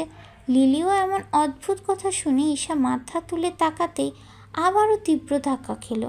আয় হায়, এই লোকের সাথে একটু আগে ধাক্কা খেয়েছে আর এবার একটু মস্তিষ্কে চাপ প্রয়োগ করলো ঈশা। তৎক্ষণাৎ গতকালের ঘটনা মনে পড়ল। এই তো সেই কেয়ারলেস পারসন যার জন্য সে রাস্তায় উষ্টা খেয়ে পড়েছে। চোখ পিটপিট করে ফারহানকে দেখে চলছে ঈশা। এই লোক এখানে কি করছে? আর লিলি এদিকে ক্রাশ খেয়ে ফারহানের উপর। সকল স্টুডেন্টদের শান্ত হতে বলে মিস্টার করিম গলায় সেই পরিচিত গাম্ভীর্য রেখে বললেন, স্টুডেন্ট, এই মুহূর্তে তোমাদের সঙ্গে পরিচয় করে দিচ্ছি আমাদের ইংরেজি বিভাগের নতুন প্রফেসর মিস্টার ফারহান আহমেদ। অত্যন্ত মেধাবী একজন তরুণীয় শিক্ষক, যার গবেষণা অভিজ্ঞতা আগামী দিনে তোমাদের অনেকটা পথ দেখাবে বলে আমি নিশ্চিত। আজ থেকে উনি তোমাদের ক্লাস নেবে। কথা শেষে তিনি ফারহানের দিকে তাকিয়ে মৃদু হাসলেন। Mister Farhan, this is your class and student. Please take your time. Best of luck. Farhan সম্মান প্রদর্শন করে মাথা নোয়ালো। এরপর করিম প্রস্থান নিলে কয়েক পা এগিয়ে ক্লাসের সামনে দাঁড়িয়ে সবার দিকে তাকিয়ে ফারহান বলল, আসসালামু আলাইকুম। সো স্টুডেন্টস, আমি ফারহান আহমেদ। আজ থেকে আমাদের নিউ জার্নি শুরু। I hope you all will cooperate me, won't you? পুরো ক্লাস একসাথে বলে উঠল, শিওর স্যার। একমাত্র ঈশা ছাড়া ক্লাসের সবাই অনেক হাসি খুশি উদ্গ্রীব হয়ে তাকিয়ে রয়েছে ফারহানের মুখের দিকে। জিনিসটা খেয়াল করে বিরক্তিতে শ্বাস ফেলল ফারহান। এসবে এখন একদমই পাত্তা দেওয়া যাবে না। ফারহান যে কাজে এসেছে সেই কাজের দিকেই ফোকাস দিতে হবে। এদিকে তপ্তা খেয়ে থাকা ঈশা মনে যেন হঠাৎ ঝড় উঠল। সবার সামনে দাঁড়িয়ে থাকা এই মানুষটার সাথেই তার একটু আগে সেই অদ্ভুত মুহূর্তের শুরু, গতকালের ঘটনা, অথচ এখন সে তার শিক্ষক। আচ্ছা, এই লোক যদি গতকালের ঘটনা মনে রাখে তাহলে তো খারাপ ব্যবহারের জন্য ভালোই বেগ পোহাতে হবে ঈশাকে। ঈশা আস্তে করে চোখ নামিয়ে নিল, অথচ ফারহানের চোখ তখন ক্লাসের প্রতিটি মুখ পড়ার চেষ্টা করছে, বিশেষ করে একটা পরিচিত মুখ খুঁজে নিতে। একটু আগে ফারহান ঈশাকে এই ক্লাসে ঢুকতে দেখেছে। খুব তীক্ষ্ণ দৃষ্টিতে সতর্কতার সাথে চোখ বুলিয়ে ফারহান ঈশাকে খুঁজে পেল। তার দিকেই চোখ বড় করে তাকিয়ে থাকা ঈশার সাথে চোখাচোখি হতেই ঈশা চমকে গিয়ে হাতের বই উঠিয়ে মুখ ঢেকে ফেলে। চোখ পিটপিট করে বোঝার চেষ্টা করে প্রফেসরের অভিব্যক্তি। ফারহান এক পলক ঈশার দিকে তাকিয়ে আবারও সবার দিকে চোখ রাখে, এরপর গম্ভীর স্বরে বলে, যেহেতু আজ আমাদের প্রথম দিন, সো আমিও বাকি টিচারদের মতো আজ তোমাদের একাডেমিক ক্লাস নিচ্ছি না। চলুন আমরা পরিচিতি পর্ব আগে শেষ করি। আপনারা একে একে খুব শর্টলি নিজেদের পরিচয় দিন। খুব খুশি হলো সব মেয়েরা যে এত সুন্দর করে পারলো নিজেদের উপস্থাপন করলো। কেউ কেউ এমন মিষ্টি করে ফারহানের দিকে তাকিয়ে পরিচয় দিল যেন বিয়ের আগেই পাকা কথা হচ্ছে। এসব নিত্যকার কাহিনী দেখে আজ লিলি বিরক্ত হলো না, বরং হিংসে করলো, কারণ সেও চরমভাবে ফারহানের উপর ক্রাশ খেয়েছে। এদিকে সারি অনুযায়ী আর দুজনের পর ঈশার পরিচয় দেওয়ার পালা। ঈশার বুকের ভেতর ধুকপুকানি বেড়ে চলেছে। একে তো নিজের অজান্তেই প্রফেসরের সঙ্গে দুবার ধাক্কা খাওয়ায় অদ্ভুত ইতিহাস, তার উপর এখন সামনে দাঁড়িয়ে তাকে নিজের নাম বলতে হবে। চিনতে পেরে আবার গতকালের জন্য অপমান করে কিনা। ভেতরে ভেতরে নিজেকে শান্ত রাখার প্রাণপণ চেষ্টা করছে ঈশা, কিন্তু হাতের তালু ঘেমে উঠেছে, কণ্ঠ শুকিয়ে এসেছে। বড় করে শ্বাস নিল মেয়েটা। লিলি একবার পাশে কনুই দিয়ে গুঁতা দিয়ে বলল, ইস্যু ওর দাঁড়াসটা কেন, তোর পালা, বল বল। ধীরে ধীরে উঠে দাঁড়ালো ঈশা, মাথা নিচু, গলা একটু কাঁপা, ঠোঁট ভিজিয়ে খুব নম্রভাবে বলল, গুড মর্নিং স্যার। আমি আমি Ishani Sarkar. Everyone calls me shortly Isha. খুব নিচু গলায় বলল ঈশা। তারপরও হঠাৎ ঈশার মনে পড়ে গেল সে সেই ঈশানী সরকার যে কিনা এই প্রফেসরের গায়ে ধাক্কা খেয়ে রাস্তার মাঝখানে পড়েছিল। আবার একটু আগেও ক্লাসরুমে করিডোরে সিঁড়ির ধারে পড়ে যেতে যেতেও রক্ষা পেয়েছে তারই হাতেই। সে এক দৃষ্টিতে তাকাতে পারছে না, কিন্তু ফারহান তখনও তাকিয়ে আছে সোজা ঈশার চোখে। তার আসলেই কনফিউশনে আছে। গতকালকে রুড বিহেভ করা মেয়েটাই কি এখন তার সামনে ভেজা বিড়ালের মতো মেয়ে আছে? ফারহানের ঠান্ডা কিন্তু স্থির দৃষ্টি, যার মধ্যে প্রশ্ন আছে, সংশয় আছে এবং হয়তো অল্প একটু বিস্ময়ও। ঈশানী সরকার। ফারহান নামটা একবার বিড়বিড় করে উচ্চারণ করলো। এক মুহূর্ত চুপ থেকে নরম অথচ দৃঢ় গলায় বললেন, ভেরি গুড, নামটা unique, thank you, sit down. সময় না নিয়ে ঈশা থপ করে বসে পড়ল। পাশে বসা লিলি মিষ্টি হেসে বলল, উফ, এত কিউটলি তো তুই নাম বললি, প্রফেসরও মুগ্ধ হয়েছে মনে হয়। নামটা পর্যন্ত রিপিট করলো। মাই গড, আমার নামটা কেন রিপিট করলো না? শিট, তুই নিশ্চিতভাবে স্যারের নোটিশে চলে এসেছিস রে ইস্যু। ঈশা বিরক্ত হয়ে লিলির দিকে তাকালো। চুপ কর লিলির বাচ্চা, বেয়াদবি করিস না। এমনিতেই ভয়ে বুক কাঁপছে আমার। কিন্তু ঈশা নিজেও জানে লিলি হয়তো একেবারেই ভুল কিছু বলেনি। ফারহানের চোখে যে এক ধরনের সতর্ক চিন্তার রেখা, সেটা সে নিজের ঠিকঠাক বুঝে উঠতে পারছে না। এদিকে ফারহান আবার পরিস্থিতি পূর্বে মন দিলেও তার ঠোঁটের কোণে হঠাৎ এক রহস্যময়ী হাসি দেখা গেল। একবার বাকিরা নিজের পরিচয় দিতে থাকলেও ফারহান বোধহয় শুনল না বা শোনার প্রয়োজন মনে করল না।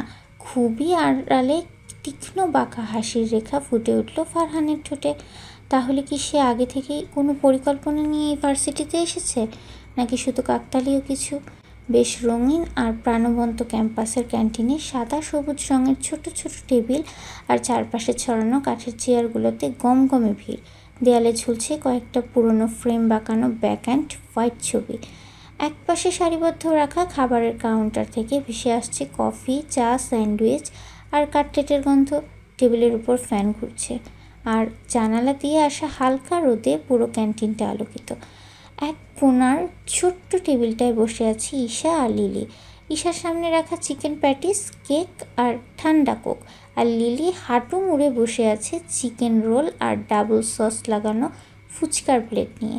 এই মেয়েটা ভরদুপুরে এসব কী করে খায় তা ভেবে পায় না ঈশা। প্রতিদিন এই নিয়ে 10 মিনিট বক বক করলেও আজ যেন ঠোঁট কামড়ে বসে থাকলো ঈশা। ঠান্ডা কোকের বোতলটা নাড়তে থাকলো।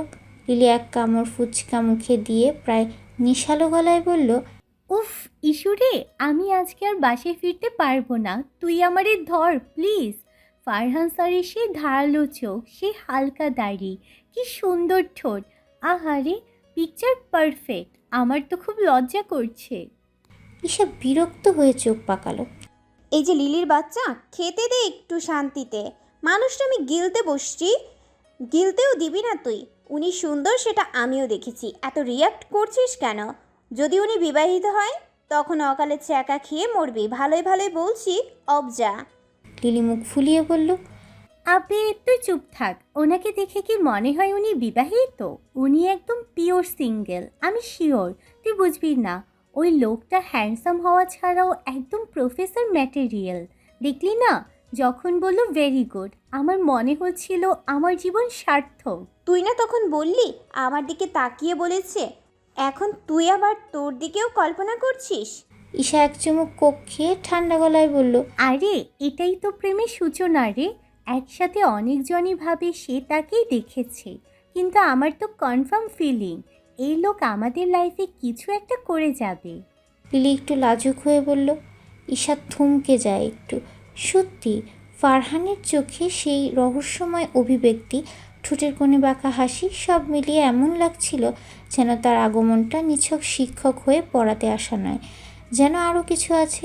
ঈশা মৃদু গলায় বলল, আমি জানি না তোর মনে কি হয়, তবে আমি এই মানুষটাকে নিয়ে একদমই চিন্তিত হতে পারছি না। তার চেয়ে বরং নিজেকে নিয়েই টেনশন হচ্ছে আমার। একদম স্বাভাবিক না উনি।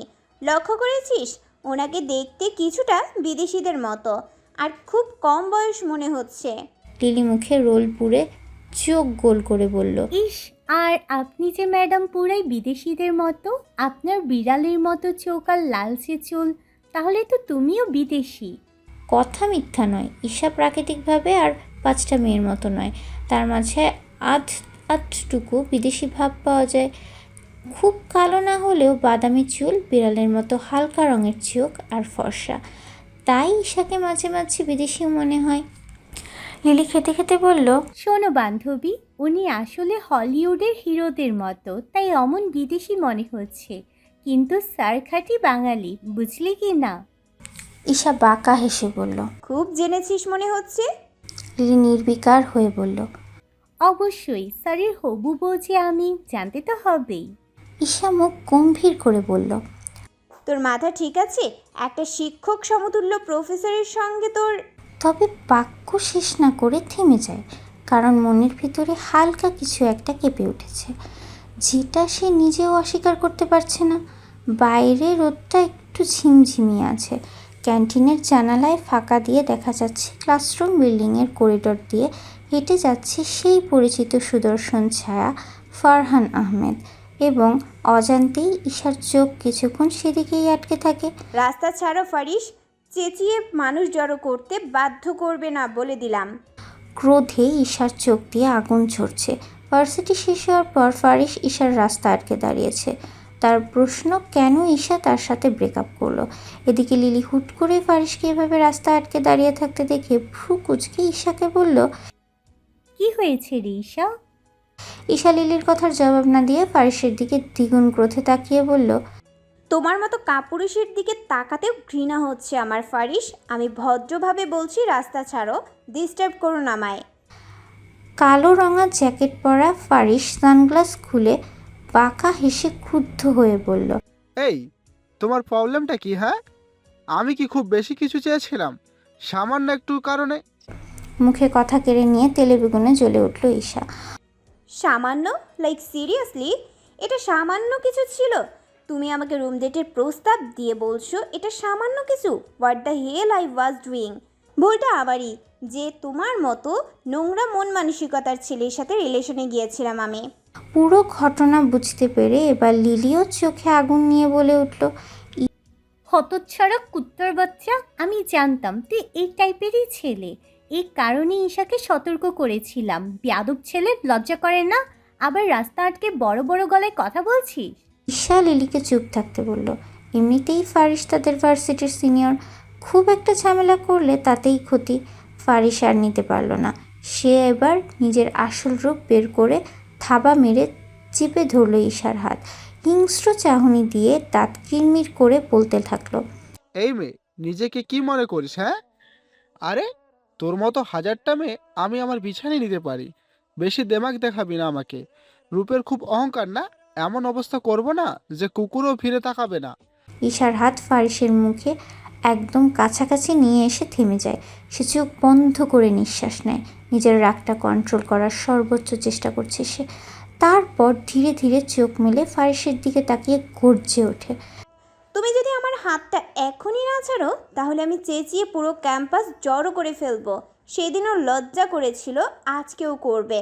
তোমার না, আমার না। ফারিস একটু চমকে যায়, কিন্তু হাত ছাড়ে না, বরং আরও শক্ত করে চেপে ধরে।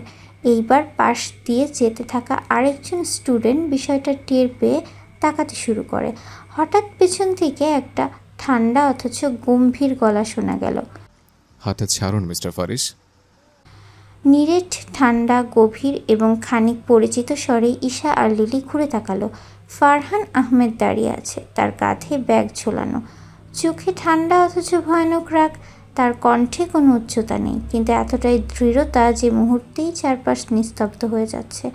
ফারিস ফারহানকে সকালেই দেখেছে, তাই নিউ প্রফেসরকে দেখে সে একটু থতমত খেয়ে বলল, স্যার, এটা আসলে আমাদের প্রাইভেট ব্যাপার। আমাকে প্রাইভেট পাবলিক শেখাবে না ফারিস। ভার্সিটি একটা পাবলিক প্লেস। পাবলিক প্লেসে একটা জুনিয়র মেয়ের হাত চেপে ধরার লাইসেন্স আপনাকে কে দিয়েছে? এটা একটা পাবলিক স্পেস, আর আপনি এখন ক্রাইম করছেন। চাইলে এখনই ডিসিপ্লিনারি অ্যাকশনের জন্য নাম পাঠাতে পারি ডিন অফিসার। ঈশা ধীরে ধীরে ফারিসের হাত থেকে নিজেকে ছাড়িয়ে নিল। এবার লিলিও একটু সুযোগ পেয়ে ফারহানের পাশে গিয়ে বলল, স্যার জানেন, ও আমাদের ভয় দেখাচ্ছিল, ঈশাকে হুমকি দিল। ফারহান হালকা মাথা নাড়ল। আমি দেখেছি, শুনেছি। আপনারা দুজন একটু অফিস রুমে চলুন, একটু রিপোর্ট করতে হবে। এই ছেলেকে আর ছাড় দেওয়া যাবে না। হাবভাবে বোঝা যাচ্ছে র্যাগিংও করে। ফারিস দাঁড়িয়ে দাঁড়িয়ে শ্বাস নিচ্ছে, ফুঁসছে, কিন্তু চারপাশে জমে যাওয়া ছাত্রছাত্রীদের ভিড় আর ফারহানের তীক্ষ্ণ চোখ দেখে সে শেষ পর্যন্ত কিছু না বলেই জ্যাকেটটা ঠিক করে দ্রুত হাঁটতে থাকে। ঈশা দীর্ঘ একটা শ্বাস ফেলল। ফারহান এবার নরম গলায় বলল, আপনি ঠিক আছেন? ঈশা শুধু মাথা নাড়ল। ফারহান চোখে একবার অন্য এক ভাব দেখা গেল। আর লিলি, সে ফিসফিস করে বলল, ঈশা, স্যারের এই আগমনের টাইমিংটা সিনেমার চেয়েও ভালো, জ্যোৎস্না। ঈশা আর কিছু বলল না, কিন্তু সে জানে আজকের দিনটা সে কোনো দিন ভুলতে পারবে না। আর ফারহানের সেই চুপচাপ দাঁড়িয়ে থাকা চেহারাটা মনে গেঁথে থাকবে। চুপিসারে তার ভেতরের ভয়গুলো একটু একটু করে গলে যেতে লাগলো। হঠাৎ করেই ফারহান ঈশার দিকে মাথা খানিক নামিয়ে খুব নিচু গলায় বলল, একটু দেখে শুনে মানুষ নির্বাচন করবেন মিস ইশানি। বিশেষ করে এসব ক্ষেত্রে এমন হেলাফেলা করলেও লাইফের আসল মজাটা পাবেন না। শুধু শুধু এমন ডাস্টবিনের সাথে সময় নষ্ট করে কেন নিজের অনুভূতি হারাচ্ছেন? সঠিক সময়ের জন্য অপেক্ষা করতে শিখুন, নইলে প্রেম ভালোবাসার আসল অর্থ বুঝতে পারবেন না। ফারহানের কথাগুলো খুব নিচু গলায় বলা হলেও ঈশার কানে ঠিকই বাজলো। ঠোঁট কাঁপলো তার, কিচ্ছু বলল না, বলার মতো শব্দ খুঁজে পাচ্ছে না যে। চোখ নামিয়ে নিল নিচের দিকে, অথচ মুখে তীব্র কিছু জবাব লুকিয়ে রেখেও যেন তা বের করলো না। তার ভেতরে যেন এক অদ্ভুত দ্বন্দ্ব কাজ করছে। লিলি একটু দূরে দাঁড়িয়ে মুচকি হাসলো। সেও ফারহানের কথা শুনে অবাক হলো, ফিসফিস করে বলল, কেন যেন মনে হচ্ছে সিনেমার দ্বিতীয় পর্ব শুরু হয়েছে। ফারহান তার দিকে তাকালো না, শুধু ব্যাগের স্টেপটা কাঁধে তুলে একটু ঠিক করলো আর ধীরে সুস্থে প্রস্থান নিল। ঈশা মাথা নাড়ল ধীরে, রাগে দুঃখে খুব কান্না পাচ্ছে তার। আসলেই তো সে কোনো কারণ ছাড়া নিজের অনুভূতি নষ্ট করছে। কি দরকার নিজেকে মানসিকভাবে ভেঙে দেওয়া? ঈশার ভেতরে কোথাও খুব চুপচাপভাবে একটা গলাতেই যেন কেউ বলে উঠেছে, ডাস্টবিনে না, এবার নিজেকে ঠিক ঠিক জায়গায় রাখার সময় হয়েছে ঈশা, ঠিক জায়গার মানুষটার পাশে। বন্ধুমহলের কথা মিথ্যা হয়নি। ফারহান ভেবেছিল অরণ্য আর রাহুলের কথা বিফলে গিয়ে সে খুব একটা কারো নজরে পড়েনি, অথচ গরিবের কথা বাসি হলেও ফলে, তা এবারও হাড়ে হাড়ে প্রমাণিত হলো। ফ্ল্যাটে ঢুকে ফ্রেশ হয়ে বিছানায় গা এলিয়ে দিল ফারহান। সময় পার করতে ফোনটা হাতে নিয়ে ওয়াইফাই কানেক্ট করতেই রীতিমতো ঝড় উঠে গেল বেচারা ফারহানের ফোনে। ফেসবুকের নোটিফিকেশন অফ করা থাকলেও এতদিন ধরে দুর্ভিক্ষে থাকা ইনস্টাগ্রামের হঠাৎ চমকপ্রদ আগমন চমকে দিল ফারহানকে। বেশ ভয় নিয়ে কাপা হাতে ইনস্টাগ্রামে ঢুকতেই দেখা গেল প্রায় 100-র মতো মেসেজ, আর বরাবরের মতোই সবই মেয়ে। ফলোয়ার্সও বেড়ে দ্বিগুণ প্রায়। এসব যে ভার্সিটির স্টুডেন্টদের কেরামতি তা বুঝতে বাকি নেই। নিজেকে সেলিব্রিটি মনে হচ্ছে ফারহানের, তবে আগে হলে এই বিষয়ে সে উপভোগ করলেও এখন তা করতে পারছে না। সত্যিই সে আড়ালে থাকতে চাইছে, কোনোভাবেই মানুষ নজরে পড়তে চায়নি সে। বেশ বিরক্তি নিয়ে ফারহান ফেসবুকে ঢুকেও একই অবস্থা দেখল। বিরক্ত হয়ে ফারহান ফোনটা একপাশে ছুঁড়ে ফেলে দিল, মনে মনে বলল, এই জন্যই তো কারোর সামনে আসতে চায়নি, কিন্তু চাইলে কি সব কিছু নিয়ন্ত্রণ করা যায়? আজই ঈশাকে ওইভাবে সামনে দাঁড়িয়ে ফারিসের মুখোমুখি হাতে দেখে নিজেকে আর আটকে রাখতে পারেনি ফারহান। কেউ একজন ওর সীমা ছাড়িয়ে গিয়েছিল, আর সেটাই হয়তো ফারহানের না দেখা থাকা নিয়মের বাইরে চলে গিয়েছে। পাশ ফিরে বিছানায় শুয়ে পড়ল সে, এক হাতে কপাল চেপে ধরল, চোখ বন্ধ করলো। তবুও মনের মধ্যে বারবার ঘুরে ফিরে আসছে একটা দৃশ্য। একটা দীর্ঘশ্বাস বেরিয়ে এলো ফারহানের বুক চিরে, তারপর নিচু গলায় নিজের সাথেই বলে উঠল, আপনি না চাইতে আমার কাঁধে কিছু দায়িত্ব পড়ে গেছে ম্যাডাম, আর একবার দায়িত্বের ভার পেলে তা এড়িয়ে যাওয়া খুব বেশি কষ্টকর, কিন্তু অনুভূতিটাও কারোর সঙ্গে ভাগ করে নেওয়া যাচ্ছে না। আর ফারহান এসব জানে ভালো করে। তাই সে এখন শুধুই চাইছে এই অযাচিত আলো থেকে নিজেকে আবার সরিয়ে নিতে। তবে দায়িত্ব কি সত্যি এত সহজে তার মাথা থেকে সরবে? ফারহান জানে উত্তরটা একেবারেই না। ফলের দোকানের সামনে লোক গিজগিজ করছে। হোস্টেলের আশেপাশে এই একটি ফলের দোকান সবচেয়ে বেশি ভালো, আর তাই শত কষ্ট হওয়ার সত্ত্বেও লিলি বা ঈশা এখান থেকেই সপ্তাহে 2-3 বার ফল কিনে। তবে বরাবরই এসব কেনাকাটার কাজটা ঈশা করে, কারণ ভালো মন্দ যাচাই বাছাই করে সঠিকটা কেনা এবং দাম দর করা এসবের ক্ষেত্রে ঈশা অনেক বেশি দক্ষ। যদিও ঠিক তার উল্টোটাই লিলি।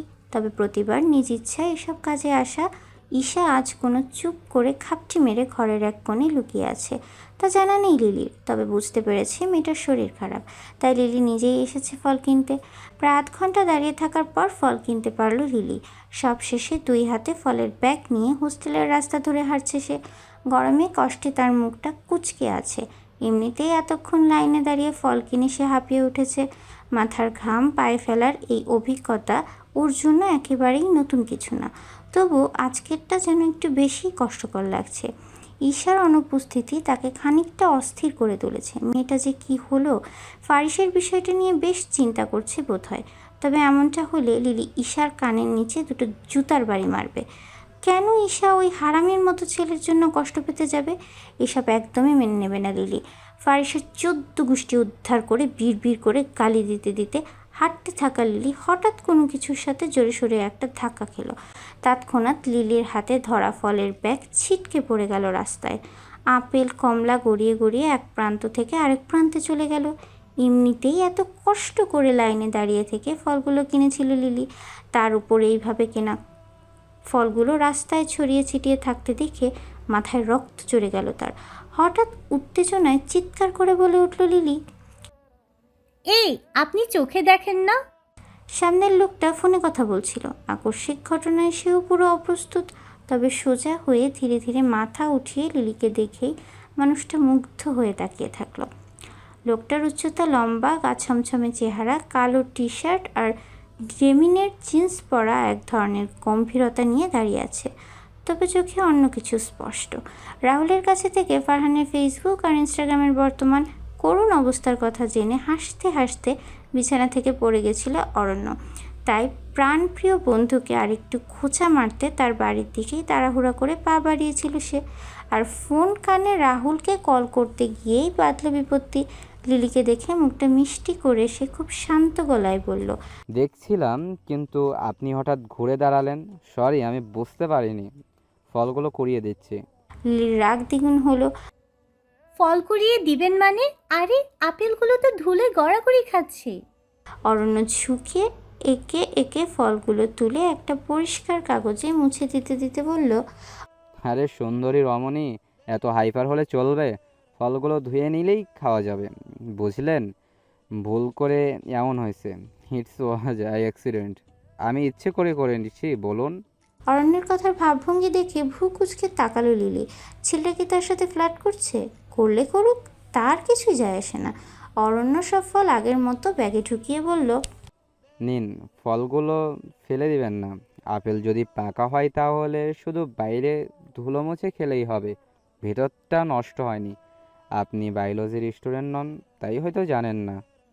আপনার এত জ্ঞান না জানলেও চলবে। বিরক্ত কণ্ঠে বলে লিলি ফলগুলো চেক করতে থাকলো। অরণ্য একটু থেমে লিলির দিকে তাকালো। মেয়েটার গালের পাশে ঘাম জমে চিকচিক করছে, কপাল ভাঁজ করে লেগে আছে মেয়েটা। তবু কি অদ্ভুত সুন্দর লাগছে তাকিয়ে থাকতে।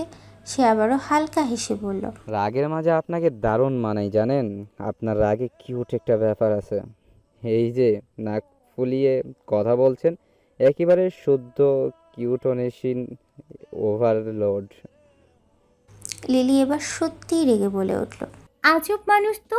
আপনি কি আমার সাথে ফ্লার্ট করছেন? লজ্জা করে না? অরণ্য কাজ ঝাঁকিয়ে খুব গম্ভীর মুখে বলল, একদম না, আমি তো এত সহজে কারো প্রতি দুর্বল হই না, কিন্তু আপনি একটু ব্যতিক্রম মনে হচ্ছে। আর তাছাড়া আমি বিশ্বাস করি, প্রথম দেখাই মুগ্ধ হওয়া মানেই প্রেম নয়। প্রেম হলে প্রেম হতে হলে আরও 2বার দেখা হওয়ার প্রয়োজন। তবে আজকে এই ধাক্কাটা মনে থেকে যাবে, এটা নিশ্চিত। লিলি মুখ ফিরিয়ে নিল, তবুও চোখে এক ঝলক অস্বস্তি নিয়ে বলল। ধাক্কাটা তো মনে রাখার মতো কিছু না। অরণ্য গিয়ে এসে ধীর গলায় বলল। ওসব বাদ দিন। আচ্ছা, আপনার নামটা জানবো না? লিলি একবার তাকিয়ে আবার বলল। তাতে কি হবে? না মানে আপনাকে দ্বিতীয়বার খুঁজে পেতে সহজ হবে। একটা চোখ টিপে ফেললো অরণ্য। লিলি এবার থতমত খেলো, আঙুল উঁচিয়ে বলল। আপনি খুব বাজে ধরনের মানুষ। ধন্যবাদ। এটা এখনো কেউ এভাবে বলেনি। তবে বাজে হলেও আজকের ফলগুলো আপনাকে আমি ফেরত দিয়েছি ঠিকঠাক, তাই না? লিলি ফলের ব্যাগ শক্ত করে ধরলো। থ্যাংক ইউ, আর সাবধানে হাঁটবেন। তারপর রেগে রেগে হাঁটতে শুরু করলো সে। অরণ্য পেছনে দাঁড়িয়ে হাসলো। নামটা জানতে পারলাম না, তবুও মিস ফললি। দেখা হবে আবার, আমার মন বলছে। বাঁকা হেসে অরণ্য ফোনটা আবারও কানে নিয়ে রাহুলকে বলল। দোস্ত, তুই যা বলেছিলি আজ আমি লাইভ প্রমাণ পেয়ে গেলাম। ভুল করে হলেও একদম পারফেক্ট ধাক্কা খেয়ে ফেললাম। তোরে সামনে পাইলে চুম্মা দিতাম দোস্ত। রাহুল একবার ফোনের ওপাশ থেকে কিছুক্ষণ চোখ পিটপিট করে তাকিয়ে উঁচু হাঁক ছেড়ে ডাকলো। আবে ওই ফারহান, বাথরুম থেকে তাড়াতাড়ি বের হ ভাই। একটা ব্যাড নিউজ আছে, আমাদের অরণ্য লুচ্চা হয়ে গেছে। ঈশা, বোনটি, মিষ্টি বোন আমার, কথাটা শোন একবার। আজ ভার্সিটিতে যাওয়ার কোনো দরকারই নেই ভাই। শুধু শুধু কেন জেদ করছিস বই? তৃতীয়বারের মতো লিলি অসহায় মুখে বলা কথাগুলো পাত্তা না দিয়ে হাতে ঘড়ি পড়তে শুরু করলো ঈশা। তাকে আজ ভার্সিটিতে যেতেই হবে। গত সপ্তাহে 2টো ক্লাস মিস দিয়ে তার যে ক্ষতিটা হয়েছে সেটা ভোলার মতো না। এমনকি ক্লাসের ম্যাম নিজে ডেকে নিয়ে গিয়ে তার নোটসগুলো ভালো করে পড়তে বলেছে। আর ঈশা নিজে নোট না তুললে অন্যের তৈরি নোটস দেখে পড়তে পারে না। এদিকে আজ লিলির হঠাৎ করেই পেট খারাপ। ভোর থেকে বাথরুমে যেতে যেতে তার অবস্থা মোটামুটি কাহিল। মাঝে মাঝে ইচ্ছে করছে বাথরুমেই চেয়ার নিয়ে গিয়ে বসে থাকতে। সকালবেলা প্রতিদিন দুধ চা খাওয়ার জন্যই আজ লিলির এই অবস্থা। আর তাই সে ইচ্ছে ঈশার ভার্সিটিতে না গিয়ে তার কাছেই থাকুক। কিন্তু নিষ্ঠুর ঈশা লিলিকে ওষুধ খাইয়ে দিয়ে রেডি হয়ে গিয়েছে। ব্যাগে বই ঢুকিয়ে ঈশা লিলিকে সতর্ক করে বলল। দুপুরে ঔষধ খেয়ে নিবি, টেবিলে রাখা আছে। আর বেশি খারাপ লাগলে বিছানায় শুয়ে সিনেমা দেখ, স্যালাইন করে রেখেছি, খেয়ে ঘুমোতে পারিস। টাটা। বলেই প্রস্থান নিল ঈশা। বাইরে থেকেই দরজা লক করে চলে গেল ভার্সিটিতে। আর এদিকে লিলি ভীষণ রকম অসন্তুষ্ট হয়ে মনে মনে বিড়বিড় করে অভিশাপ দিল। ইসুর বাচ্চা, আমাকে রেখে চলে গেলি তো মনে থাকবে, এর ফল হাড়ে হাড়ে টের পাবি তুই। ঠিক তখনই বিছানা থেকে উঠে লিলি নিজেই নিজের মুখ দেখে আয়নায় কুঁচকে উঠল। মুখটা ফ্যাকাশে, ক্লান্ত, চোখের নিচে হালকা কালি। কী এক অবস্থা হয়েছে চেহারার। এসব ভাবতে ভাবতেই তার পেট মোচড় দিয়ে উঠল লিলির। সে ভো করে দৌড় দিয়ে বাথরুমের দিকে। সব কিছুর মাঝে একটাই অস্বস্তি, ঈশা ওষুধ, স্যালাইন, পানি এইসব গুছিয়ে রেখে গেছে। কিন্তু তবুও মনটা খারাপ লিলির, কারণ ঈশার থাকা মানেই তার পাশে কেউ থাকবে। একটু গল্প, একটু জেদ, আর সবচেয়ে জরুরি হলো ভরসা।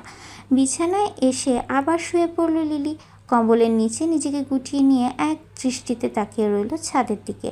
তারপর ফোনটা হাতে নিয়ে ঈশার সাথে পুরনো কিছু মেসেজ কল করতে লাগলো। দুজনের মাঝে যত ঝগড়াই হোক না কেন, ঈশার প্রতি এই নির্ভরতা অটুট। তবুও অভিমান জমে রইল মনে। সে মৃদু হেসে বলল। ইসুরে, তোর বানানো দুধ চায়ের দোষে আমার এই অবস্থা, আবার তুই আমাকে ছেড়ে পালালি। তোকে না একটা ভয়ঙ্কর বুদ্ধি দিয়ে শাস্তি দিতে হবে। কিন্তু তখনই আবার পেটে মোচড় উঠল। আর লিলি মুখ কুচকে ফিসফিস করে বলল। আগে বাথরুমের পর্ব শেষ হোক, তারপরে ঈশা, তোর কপালে খাঁটি দুঃখ আছে। কম্বলের নিচে থেকে শুধু একটা হাত বের হয়ে এলো ঔষধের পাতা খুঁজে নিতে। আর মনের ভেতর রয়ে গেল একটাই চিন্তা, আজ যদি তার ক্রাশ প্রফেসর ফারহান অন্য কারো চোখে পড়ে যায়, তাহলে সে ইন্দুর মারার বিষ খাবে। এমনিতেই প্রথম দিনে ভার্সিটির অধিকাংশ মেয়েই এক দেখায় পাগল প্রায়। হঠাৎ এসব কথা মনে পড়তেই লিলি হেসে ফেলল। হ্যাঁ, অসুস্থ হলেও লিলির চঞ্চলতা একটুও কমেনি। আজ ভার্সিটির ক্লাস শুরু হওয়ার আগেই ঈশা সিদ্ধান্ত নিল লাইব্রেরিতে কয়েকটা বই নিয়ে নোটস তৈরি করবে। তাই ক্লাসে না গিয়ে সরাসরি লাইব্রেরির দিকে পা বাড়ালো সে।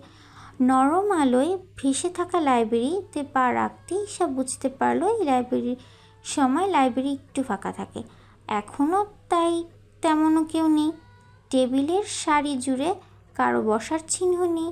এক কোণে রাখা ডেস্কটপগুলোর মনিটরও নিস্তব্ধ। একরকম শুনশান পরিবেশে ঈশার বেশ ভালোই লাগে। ভেতরে ঢুকে লাইব্রেরির মাঝামাঝি টেবিলটাতে ব্যাগ নামিয়ে বই বের করে রাখলো সে। ধীরে ধীরে নিজের হাতে লেখা নোটস খাতা খুলে বইয়ের পৃষ্ঠা মেলতে মেলতে কাজ শুরু করে দিল। নিঃশব্দে কলম চলতে লাগলো পাতার ওপর, আর ঈশার চোখে মুখে ফুটে উঠল সেই একাগ্রতা। কিন্তু তার হয়তো জানা নেই, ঠিক তার ডান দিকে এক সারি পেছনের বেঞ্চে বসে আছে প্রফেসর ফারহান। কালো রিমের চশমা ফ্রেমে চোখ লুকিয়ে বইয়ের পাতা উল্টাতে উল্টাতে মাঝে মাঝে চোখ তুলছে সামনের দিকে। ঈশার লেখা, তার বসার ভঙ্গি, এমনকি টুপটাপ চুল সরিয়ে খাতা দেখার মুহূর্তগুলো অজান্তেই তার নজরে চলে আসে। ঈশাকে লাইব্রেরির ভিতরে ঢুকতে লক্ষ্য করেছে ফারহান, কিন্তু কোনো এক কারণে নিজের উপস্থিতি বুঝতে দিল না সে। প্রথমে পড়ায় মন দিলেও অদ্ভুতভাবে নিজেকে বইয়ের ধরে রাখতে পারছে না ফারহান। হালকা এক মুগ্ধতা নিয়ে বসে থাকা মেয়েটার খোলা চুলের দিকে তাকিয়ে থাকা খানিকক্ষণ, তারপর নিজেকে আবার বইয়ে ফেরায়। প্রথমে ঈশা নিজের মতো করে কাজ করে গেলেও হুট করে তার ষষ্ঠ ইন্দ্রিয় জানান দিল কিছু একটার। বইয়ের পাতা উল্টানোর শব্দে সতর্ক হলো ঈশা। ধীর সুস্থে ঘাড় কাত করে ডানে তাকাতেই ফারহানকে বুকশেলফের এক পাশে দাঁড়িয়ে বই পড়তে দেখে বিচলিত হলো ঈশা। সেই সময় ফারহানও চোখ তুলে এদিকেই তাকিয়েছে। তীক্ষ্ণ দৃষ্টি লক্ষ্য করে ঈশা তৎক্ষণাৎ চেয়ার ছেড়ে উঠে দাঁড়িয়ে বিনয়ের সহিত মিনমিন করে বলল, সরি স্যার, আপনি এখানে আছেন জানতাম না। অ্যাকচুয়ালি নোটস করছিলাম, আপনার উপস্থিতি বুঝতে পারিনি। ফারহান বেশ স্বাভাবিকভাবে বলল, অলরাইট, লাইব্রেরি তো আপনাদের জন্য মিস ঈশানী, আপনি নিশ্চিন্তে নিজের কাজ করতে পারেন। বিনয়ী ভাব নিয়ে আবারও বসে পড়ল ঈশা, কিন্তু একটা জিনিস সে কোনোভাবেই মেনে নিতে পারছে না। গতকাল থেকেই প্রফেসর ফারহান তাকে ঈশানী বলে ডাকছে। ঈশা চেষ্টা করছে নিজেকে বইয়ের পাতায় ফেরাতে, কিন্তু মন তার দিক থেকে সরে গিয়ে যেন পাশে দাঁড়িয়ে থাকা ফারহানের দিকেই টানছে বারবার। চোখের কোণে ঝাপসা ছায়ার মতো তার উপস্থিতি বুঝতে পারছিল সে, আর তার ভেতরের অস্বস্তিটাও ধীরে ধীরে বাড়ছিল। মাথার ভেতরে বারবার প্রতিধ্বনিত হচ্ছে ডাকটা। প্রথম দিকে ভেবেছিল মনে মনে শুনেছে, কিন্তু না। গতকালও ক্লাসে প্রশ্নের উত্তর দেওয়ার পর একবার তাকে ফারহান বলেছিল। আবারও ফারিসের সাথে ঝামেলাটার সময়ও মাথা নিচু করে বসে ঈশা চোখ গুজে পড়তে চাইল, কিন্তু মনে প্রশ্ন খচখচ করতে লাগলো। সবার নাম ধরে ডাকেন না তো স্যার, তাহলে আমাকে হঠাৎ ঈশা থেকে ঈশানী করে দিলেন কেন? এই নামে কেউ ডাকেও নামায়। নিজেই প্রশ্ন করে নিজেই কেঁপে উঠল সে। একটা সময় সাহস করে ঈশা আবার একটু তাকিয়ে দেখে। ফারহান বইয়ে চোখ রাখলেও দৃষ্টি যেন ভেতরে অন্য কিছুতে আটকে আছে। নিঃশব্দে তাকিয়ে আছে বইয়ের পৃষ্ঠার উপরে, কিন্তু পড়ছে না ঠিক মতো। দুজনের মাঝখানে যেন এক অদৃশ্য অথচ ঘন নীরবতা জমে উঠেছে। তারপর হঠাৎই ফারহান বই বন্ধ করলো, মাথা তুলে তাকালো ঈশার দিকে। ঈশা তাড়াতাড়ি চোখ ফুরিয়ে নিল, কিন্তু ততক্ষণে চোখাচোখি হয়ে গেছে। ফারহান হালকা গলায় বললেন, আপনি চমৎকারভাবে নোটস তৈরি করেন মিস ঈশানী, আমি দেখছিলাম। ঈশার চোখ বড় হয়ে গেল। স্যার কখন নোটস করা দেখলো? এবার সে পুরোপুরি বিচলিত। আপনি দেখেছিলেন? মেয়েটাকে হতবাক হয়ে যেতে দেখে ফারহান হেসে ফেলল। শান্ত স্বরে বলল, হ্যাঁ, শিক্ষার্থীদের মনোযোগের জায়গাটা জানা প্রফেসরের দায়িত্ব। আর আপনি যদি নিজের নাম নিয়ে এত ভাবেন, তাহলে বলুন, ঈশা ডাকলে কি বেশি স্বাভাবিক লাগবে? পুরো নামে ডাকলে অস্বস্তি বোধ করছেন? ঈশা কিছু বলার আগেই সে চোখ নামিয়ে নিল। গাল দুটো লাল হয়ে উঠেছে তার। শিট, স্যার কথাটা বুঝে গেল কীভাবে? তার মুখে কি স্পষ্টভাবে অস্বস্তিটা ফুটে উঠেছে। তবে যতই যা বলুক না কেন, ফারহানের ডাকটা ঈশার ভালোই লেগেছে। ঠিকই তো, মেয়েরা যখন নিজেদের নাম কারো মুখে শুনে, বিশেষ করে সেই মানুষটা যদি একটু আলাদা হয়, একটু গুরুত্ববহ হয়, বা তার প্রতি সামান্য একটা টান থাকে, তখন সেই নামটাও যেন নতুন করে ধ্বনিত হয় মনে। নামটা তখন শুধুই পরিচয়ের শব্দ থাকে না, হয়ে ওঠে একরকম অনুভূতির উৎস। যখন কেউ একটা মেয়েকে সরাসরি তুমি না বলে তার নাম ধরে ডাকে, তখন মেয়েটা মনে মনে একটু থেমে যায়। মনে করে এই মানুষটা আমাকে ঠিকভাবে লক্ষ্য করেছে, আমার অস্বস্তিকে নাম ধরে চিনেছে। বারবার বাথরুমে দৌড়াতে থাকা অসুস্থ লিলির অভিশাপ লেগে গেল ঈশাকে। ক্লাস শেষ হতে তখনও 20 মিনিট বাকি। ঠিক তখনই শুরু হয়ে গেল এক ভয়ানক প্রাকৃতিক পালাবদল। আকাশটা হঠাৎ করেই রং হারিয়ে ফেলল। গাঢ় ধূসর থেকে ঘন কালোয় পরিণত হলো। সূর্যের লেশ মাত্র নেই। গম্ভীরভাবে ঝিম ধরা আকাশটা চোখের পলকেই ফেটে পড়ল। আকাশের সমস্ত জামানো জলরাশি বৃষ্টিরূপে একসাথে পৃথিবীতে ঝাঁপিয়ে পড়ল। ঘন ঘন বিদ্যুতের চমক আর তার সাথে তাল মিলিয়ে বেজে উঠেছে আকাশের ফাটানো গর্জন। চারপাশ ঝাপসা হয়ে গেছে পানির পর্দায়। মেঘের তীব্র গর্জনের সাথে ঝোড়ো হাওয়ার এমন বৃষ্টি আসবেই কেন কল্পনা করেনি কেউ। বাতাসের তীব্রতা এতটাই যে জানালার কাঁচ কেঁপে উঠেছে প্রতিটা ঝাপটায়। গাছপালারা ধাক্কা খেয়ে একদিকে হেলে পড়েছে। মনে হচ্ছে আর একটু হলে শিকড় উপড়ে যাবে। সারাদিনের ক্লান্ত শিক্ষার্থীরা এমন আবহাওয়ায় মুহূর্তেই ছুটি পেয়ে হুড়হুড়ি করে ছুটে বেরিয়ে পড়ল। কেউ ভেজা শরীর নিয়ে দৌড়চ্ছে ছাতা খুঁজে, কেউ আবার ছাতা না পেয়ে ব্যাগ দিয়ে মাথা ঢাকছে।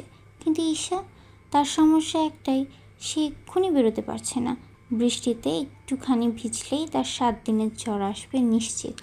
তার উপর হোস্টেলের পথ এতক্ষণে ডুবে গেছে হাঁটু পানিতে। আর বাতাসের এমন গতি যে ছাতা নিয়ে চলার কথাও কল্পনা করা যায় না। তার উপর এত ঘন যে সামনে থাকা রাস্তা পর্যন্ত দেখা যাচ্ছে না স্পষ্টভাবে। লাইব্রেরির জানলার কাছে জলরাশি ধেয়ে এসে আছড়ে পড়ছে। আর ঈশা উদ্ভ্রান্ত চোখে তাকিয়ে আছে বাইরের দিক চেয়ে। আজ সে আর ফিরতে পারছে না। আর হয়তো ভাগ্যচক্র আজ সে একা না। অফিসিয়াল কিছু কাজে ফারহানও এতক্ষণ আটকে ছিল। কাজ শেষে গাড়ি বের করে ভার্সিটির গেট পার হতে গিয়ে সে লক্ষ্য করলো করিডোরে হেলান দিয়ে দাঁড়িয়ে থাকা ঈশার দিকে। কিছুক্ষণ গাড়ির স্টিয়ারিংয়ে হাত রেখে আঙুল নাড়াতে নাড়াতে কিছু একটা ভেবে নিয়ে গাড়ি ঘোরালো ফারহান। ঘন মেঘে ঢেকে থাকা আকাশের নিচে অসহায় দৃষ্টিতে তাকিয়ে থাকা ঈশা হঠাৎই সামনে গাড়ির শব্দ শুনে চমকে তাকালো। তবে ভীষণ রকম বিস্ময় খেলো ফারহানকে গাড়ির ভেতর থেকে ইশারা করে ঈশাকে গাড়িতে উঠতে বলাতে। একটা শুকনো ঢোক গিলে এগিয়ে গিয়ে ঈশা বলল, স্যার, আমি বৃষ্টি কমলে নিজেই যেতে পারবো, সমস্যা নেই। ফারহান ভ্রুকুচকে তাকিয়ে সন্দিহান কণ্ঠে শুধালো, মিস ঈশানী, গাড়িতে উঠবেন কিনা? চরম ভয়ঙ্কর লেভেলের ভয়াবহ হুমকি, যা যে কাউকে কাঁপিয়ে তুলতে যথেষ্ট। তাই ভয় পেল ঈশাও। ফারহান বেশ তীক্ষ্ণ চোখে তাকিয়ে রয়েছে ঈশার দিকে। মেয়েটা যদি কোনো ক্রমে তার অবাধ্য হয়, তাহলে গাড়ি থেকে নেমে ঈশাকে তুলে এনে গাড়িতে বসানোরও পরিকল্পনা মনে মনে করে ফেলল ফারহান। এমনিতেই বৃষ্টির বেগ বাড়ছে, এর মধ্যে ঈশার এমন হেয়ালিপনা কি ঠিক? ঈশা একদমই হতাশ। এমন নার্ভাসনেস থাকাও স্বাভাবিক।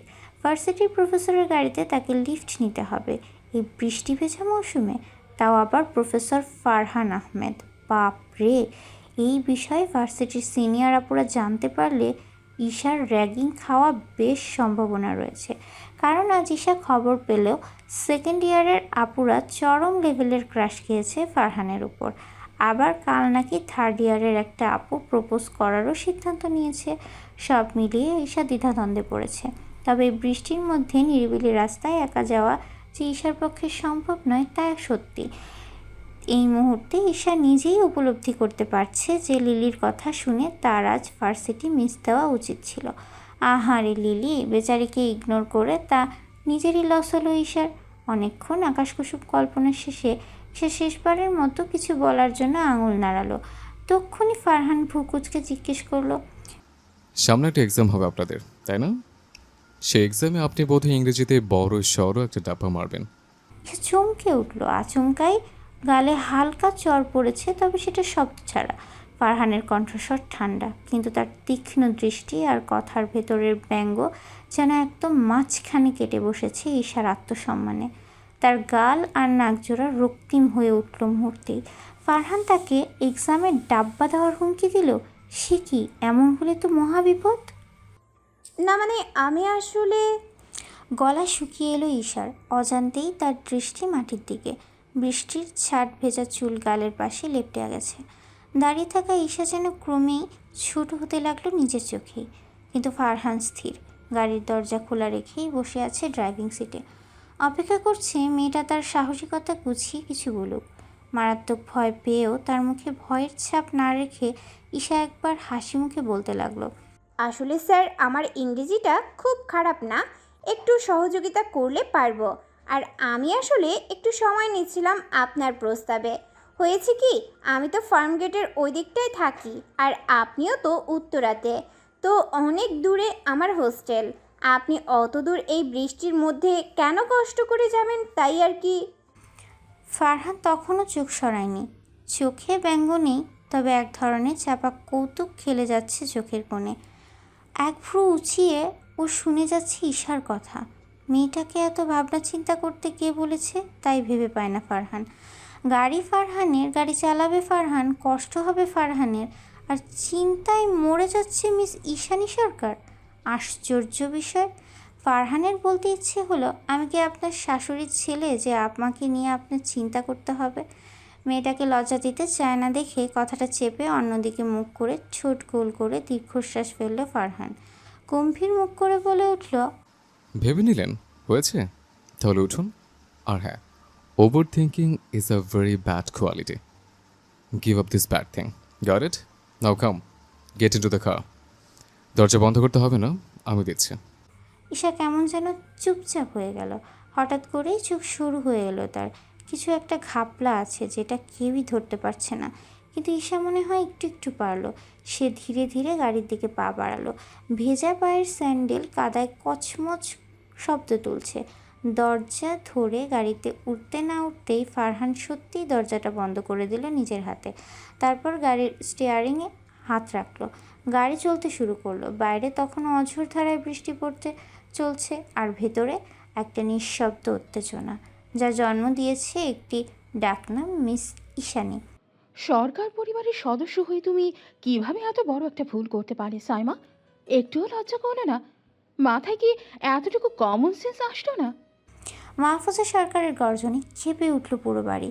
পিচ রঙের শাড়ি পরিহিত প্রায় 50-এর কাছাকাছি বয়সী নারীটির মুখমণ্ডল দেখেই বোঝা যাচ্ছে যে তিনি কতটা দাম্ভিক ও গম্ভীর। কিন্তু তার সামনে থাকা সামায়রা নামক 15 বছরের কিশোরীর চোখে এক আকাশ দুঃখ।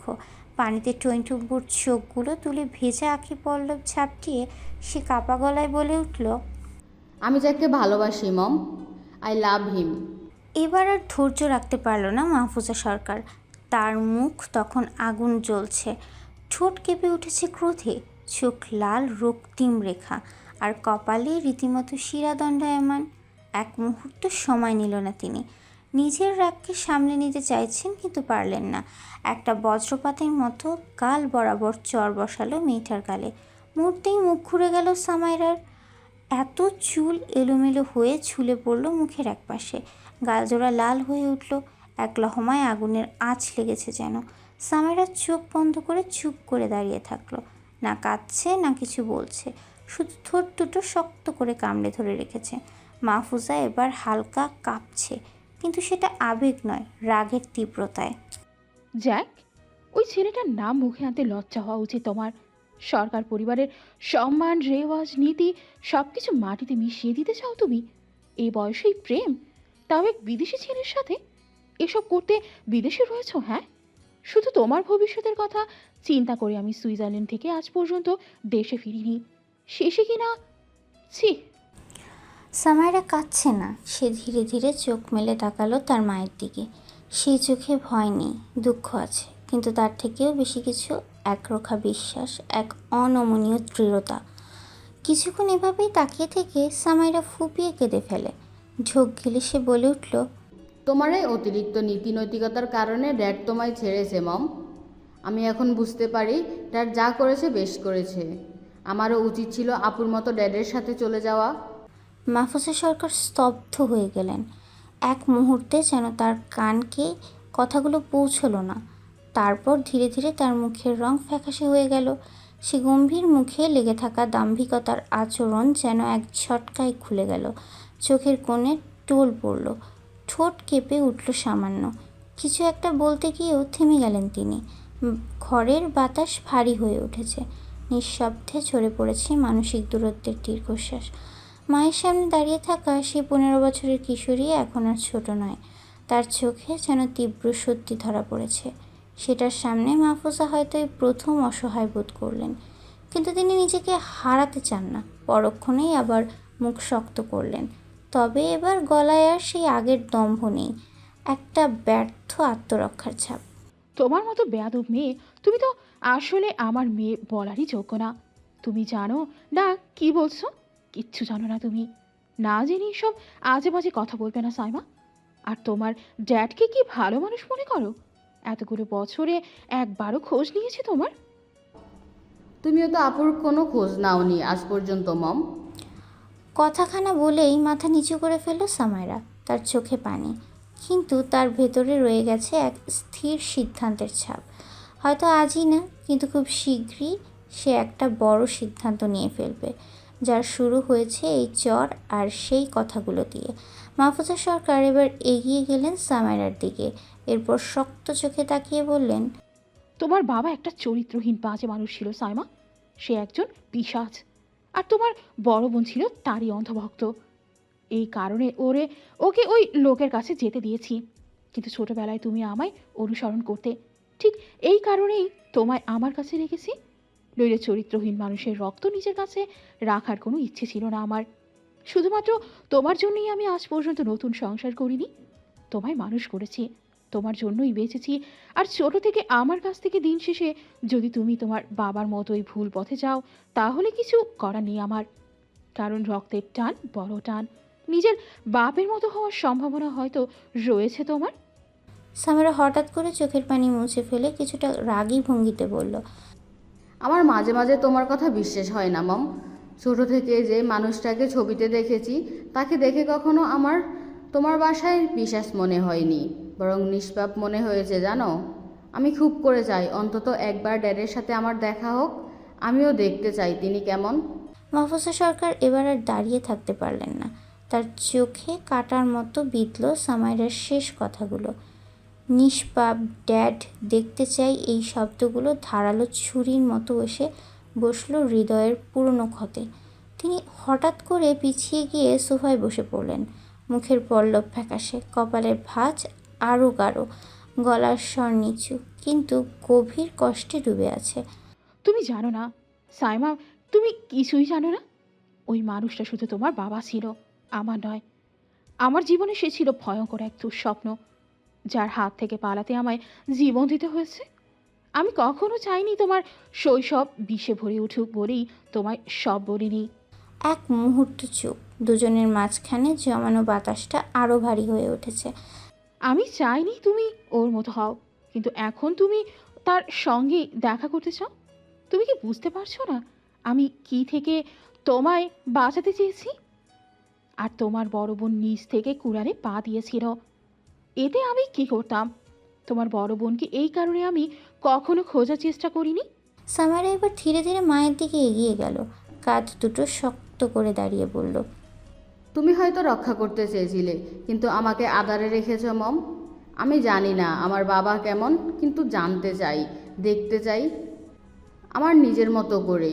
যদি সে সত্যি পিচাস হয়, আমি নিজেই ফিরব না কখনো। কিন্তু যদি না হয়? বাকিটা বলল না সামাইরা। অভিজ্ঞ মাহফুজা সরকার বুঝে নিলেন নিজে থেকেই। বাঁকা হেসে অন্যদিকে ফিরলেন তিনি। মনে মনে দোয়া করলেন এই অতীত যেন সামনে এত তাড়াতাড়ি না আসে। গাড়ি চলছে। বাইরের দুনিয়া মনে হয় একটা বিশাল জলপ্রপাতের নিচে চাপা পড়ে গেছে। রাস্তার ধারে দাঁড়িয়ে থাকা গাছগুলো ডালপালা তীব্র বাতাসে দুলছে অস্থির হয়ে। ওয়াইপার নিরন্তর ছলছল করছে, তবুও ঝাপসা কাছে ঠিকমতো দেখা যাচ্ছে না কিছুই, এতটাই বৃষ্টি। গাড়ির ভেতরে সব চুপচাপ, নিস্তব্ধতাও এক ধরনের ওজন থাকে এখানে, তা টের পাওয়া যাচ্ছে। শুধু গাড়ির ভেতরের হালকা হিটার চলার শব্দ আর বাইরে ছাট বৃষ্টি থেমে থেমে ধাক্কা দেওয়ার শব্দ। ফারহানের মুখ থমথমে, চোখ দুটো সামনের রাস্তার দিকে নিবদ্ধ, কিন্তু তার মন যেন অন্য কোথাও।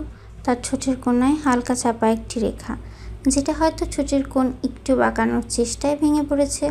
তার হাতের আঙুলগুলো স্টিয়ারিং হুইলে অন্যমনস্ক ভঙ্গিতে হালকা চাপ দিচ্ছে। হ্যাঁ, মনে হচ্ছে লোকটা গম্ভীর, কিন্তু একদম ফাঁকা না। ভেতরে অনেক কিছুই আছে যা বলা হয় না, শুধু দেখা যায় অল্প কিছু চোখে আর ইশারা। সে এখন জানালার দিকে মুখ ঘুরিয়ে বসে আছে। বাইরের দিকে তাকিয়ে থাকলেও তার চোখে সেই দৃষ্টি নেই। সে ভাবছে, ভীষণভাবে ভাবছে। কিছু একটা তার মাথায় এসে টোকা দিচ্ছে। ঈশা অনুভব করতে পারছে আজকের দিনের প্রতিটি মুহূর্ত যেন এক একটা ধাঁধা। ফারহান আহমেদ নামক মানুষটা নিজেই একটা সমাধানহীন প্রশ্নপত্র, যার প্রতিটি প্রশ্নে লুকিয়ে আছে নতুন কিছু, অজানা কিছু। ঈশার হৃদয়ে একটা অচেনা স্পন্দন তৈরি হচ্ছে। এমন অনুভূতি আগে কখনো হয়নি, না ভয় না আনন্দ, ঠিক কী বলবো একে। গাড়ির ভেতরে নীরবতা ভেঙে দেয়নি কিউই, কিন্তু সেই নীরবতাই যেন সবচেয়ে বড় কথোপকথন হয়ে আছে দুজনের মাঝখানে। ঠোঁটে তর্জনী ঠেকিয়ে বেশ অনেকক্ষণ চিন্তাভাবনার ছেদ ঘটিয়ে তড়াক করে ড্রাইভিংয়ে মনোযোগী ফারহানের দিকে তাকালো ঈশা। বেশ অনেকক্ষণ চোখের পলক না ফেলেই চোখ সরু করে তাকিয়ে থাকলো সে। চোখের মনি ফারহানের মুখমণ্ডল থেকে নেমে বুকের কাছে গিয়ে ঠেকল। ঈশা খুব মনোযোগ দিয়ে শার্টে জড়ানো ফারহানের চওড়া বুকের দিকে তাকিয়ে আছে। উপরের বোতাম দুটো খোলা থাকলেও ঈশা কেন যেন আফসোস করলো আরও 2-3টে বোতাম খোলা নেই কেন, থাকলে বেশ ভালো হতো। কি দেখছেন মিসেস শানি? কিছু খুঁজছেন বুঝে? ফারহানের কথায় হুঁশ ফিরে আসে ঈশার। তড়িৎ গতিতে সে চোখ সরিয়ে নেয়, সামনে তাকালো। ইস, ফারহান মনে হয় বিষয়টা খেয়াল করেছে, কিন্তু করার কিছুই নেই। ঈশা মোটেও এমন নির্লজ্জ নয় যে অমন দৃষ্টিতে প্রফেসরের দিকে তাকাবে। তবে কিছু একটা আসলেই সে দেখার চেষ্টা করছিল। ফারহানের শার্টের বোতাম আর 2-1টা খোলা থাকলে সে দেখতে সক্ষম হতো, কিন্তু ওয়েট, ফারহান কিভাবে জানলো এটা? ঈশা এবার হতবাক হয়ে অবিশ্বাস্য কণ্ঠে বলল, আপনি কি করে বুঝলেন যে আমি কিছু খুঁজছিলাম? এদিকে না তাকিয়ে ভ্রুকুচকে ফারহান বলল। আসলে খুঁজছিলেন কিছু? ঈশা ভ্যাবাচেকা খেয়ে দুদিকে মাথা নাড়ল। না তো কিছু না। বাঁকা হাসলো ফারহান। গুড, কিছু না খুঁজেই উত্তম। ঈশা এবার কৌতুক দমাতে না পেরে মিনমিন করে বলে উঠল, আচ্ছা স্যার, আমাদের কি আগেও কখনো দেখা হয়েছে? আমি কি চিনি আপনাকে? ফারহান তৎক্ষণাৎ গাড়িটা কষে ব্রেক করলো। অপ্রস্তুত থাকায় চমকে গেল ঈশা, তবে সিট বেল্ট পরায় রক্ষা পেল। এভাবে হুট করে গাড়ি থামাতে ঈশা ভ্রু কুচকে তাকালো ফারহানের স্টিয়ারিংয়ে ডান হাতের কোনোয়ে রেখে হেলান দিয়ে বলে উঠল, আপনি আমায় চেনেন কিনা তা আমি কীভাবে বলবো মিসেস শানি? এ কেমন আজগবি কথাবার্তা। আর আমাদের আগে দেখা হয়েছে বলে তো আমার মনে পড়ছে না। জাস্ট একবার রাস্তা উঠে গিয়ে পড়ছিলেন তখন, আবার সিঁড়ি দিয়ে ওঠার সময় পেস্টে গিয়েছিলেন, তখন আর ক্লাসের সময়। এছাড়া আর কখনো দেখা হয়নি আমার জানা মতে। ঈশার ঠোঁট ভিজিয়ে মাথা নাড়ল। ও, ফারহান সন্দিহান কণ্ঠে শুধালো, কেন, আমি কি চেনা চেনা লাগছে? এবার ঈশা নড়ে চড়ে বসে বেশ আগ্রহের সাথে বলল, জি স্যার, একটু চেনা চেনা লাগছে, কাজ থেকে আরও বেশি। কোথায় যেন দেখেছি আপনাকে, কিন্তু মনে পড়ছে না কিছুতেই। ফারহান বাঁকা হেসে গাড়ির জানালা দিয়ে বাইরে তাকালো। বৃষ্টির বেগ সময়ের সাথে সাথে বেড়েই চলেছে। আজ বোধহয় সারা রাতি বৃষ্টি হবে। মেঘের গর্জনে কেঁপে উঠেছে পুরো পরিবেশ। তবে খারাপ আবহাওয়া হলেও এই আবহাওয়া স্নিগ্ধ মনে হলো ফারহানের। আপনার বৃষ্টি পছন্দ মিসেস শানি? হঠাৎ করা প্রশ্নে চমকে গেল ঈশা। নিজেকে সামলিয়ে কিছুক্ষণ জানালা দিলে বাইরে ঝোড়ো আবহাওয়া দেখে মিষ্টি হেসে বলল, খুব বেশি পছন্দ। ফের পাল্টা প্রশ্ন ফারহানের। ভিজতে ভালো লাগে? এবার মাথা নামিয়ে মিনমিন করে ঈশা বলল, কি আসলে জি, মাঝে মাঝে খুব ভালো লাগে। তাহলে এখন ভিজছেন না কেন? ভ্রু কুচকে প্রশ্নটা করে ফারহানের সরু চোখে তাকিয়ে ঈশার দিকে। ঈশা রীতিমতো অবাক হয়ে বলল, এখন? ফারহান কিছু না বলে গুনগুন করে গিয়ে উঠল। রিমঝিমে ধারাতে চাই মন হারাতে, রিমঝিমে ধারাতে চাই মন হারাতে, এই ভালোবাসাতে আমাকে ভাসাতে,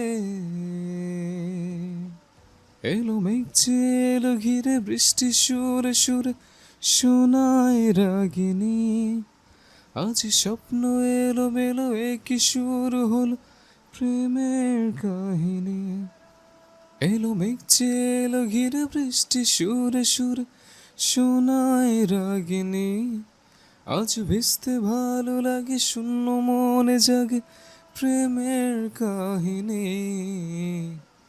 রিমঝিমে ধারাতে চাই মন হারাতে, রিমঝিমে ধারাতে চাই মন হারাতে। তৎক্ষণাৎ আকাশে বাজ পড়ার সাথে সাথে বড়সড় বাজ পড়ল ঈশার মাথায়। ফারহানের গুনগুন করে গাওয়া গানটা কর্ণকুহরে পৌঁছানো মাত্রই ঈশা চমকে গিয়ে তাকিয়ে রইল ফারহানের দিকে। ওর এমন হতভাগ দৃষ্টি থেকে ফারহান ভ্রু উঁচিয়ে জানতে চাইল কি হয়েছে। ঈশা এবার তড়িঘড়ি করে দুদিকে মাথা নাড়িয়ে বলল, আমাকে তাড়াতাড়ি ফিরতে হবে স্যার, লিলি খুব অসুস্থ। আমাকে একটু কষ্ট করে দ্রুত হোস্টেলে রেখে আসলে উপকৃত হতাম খুব।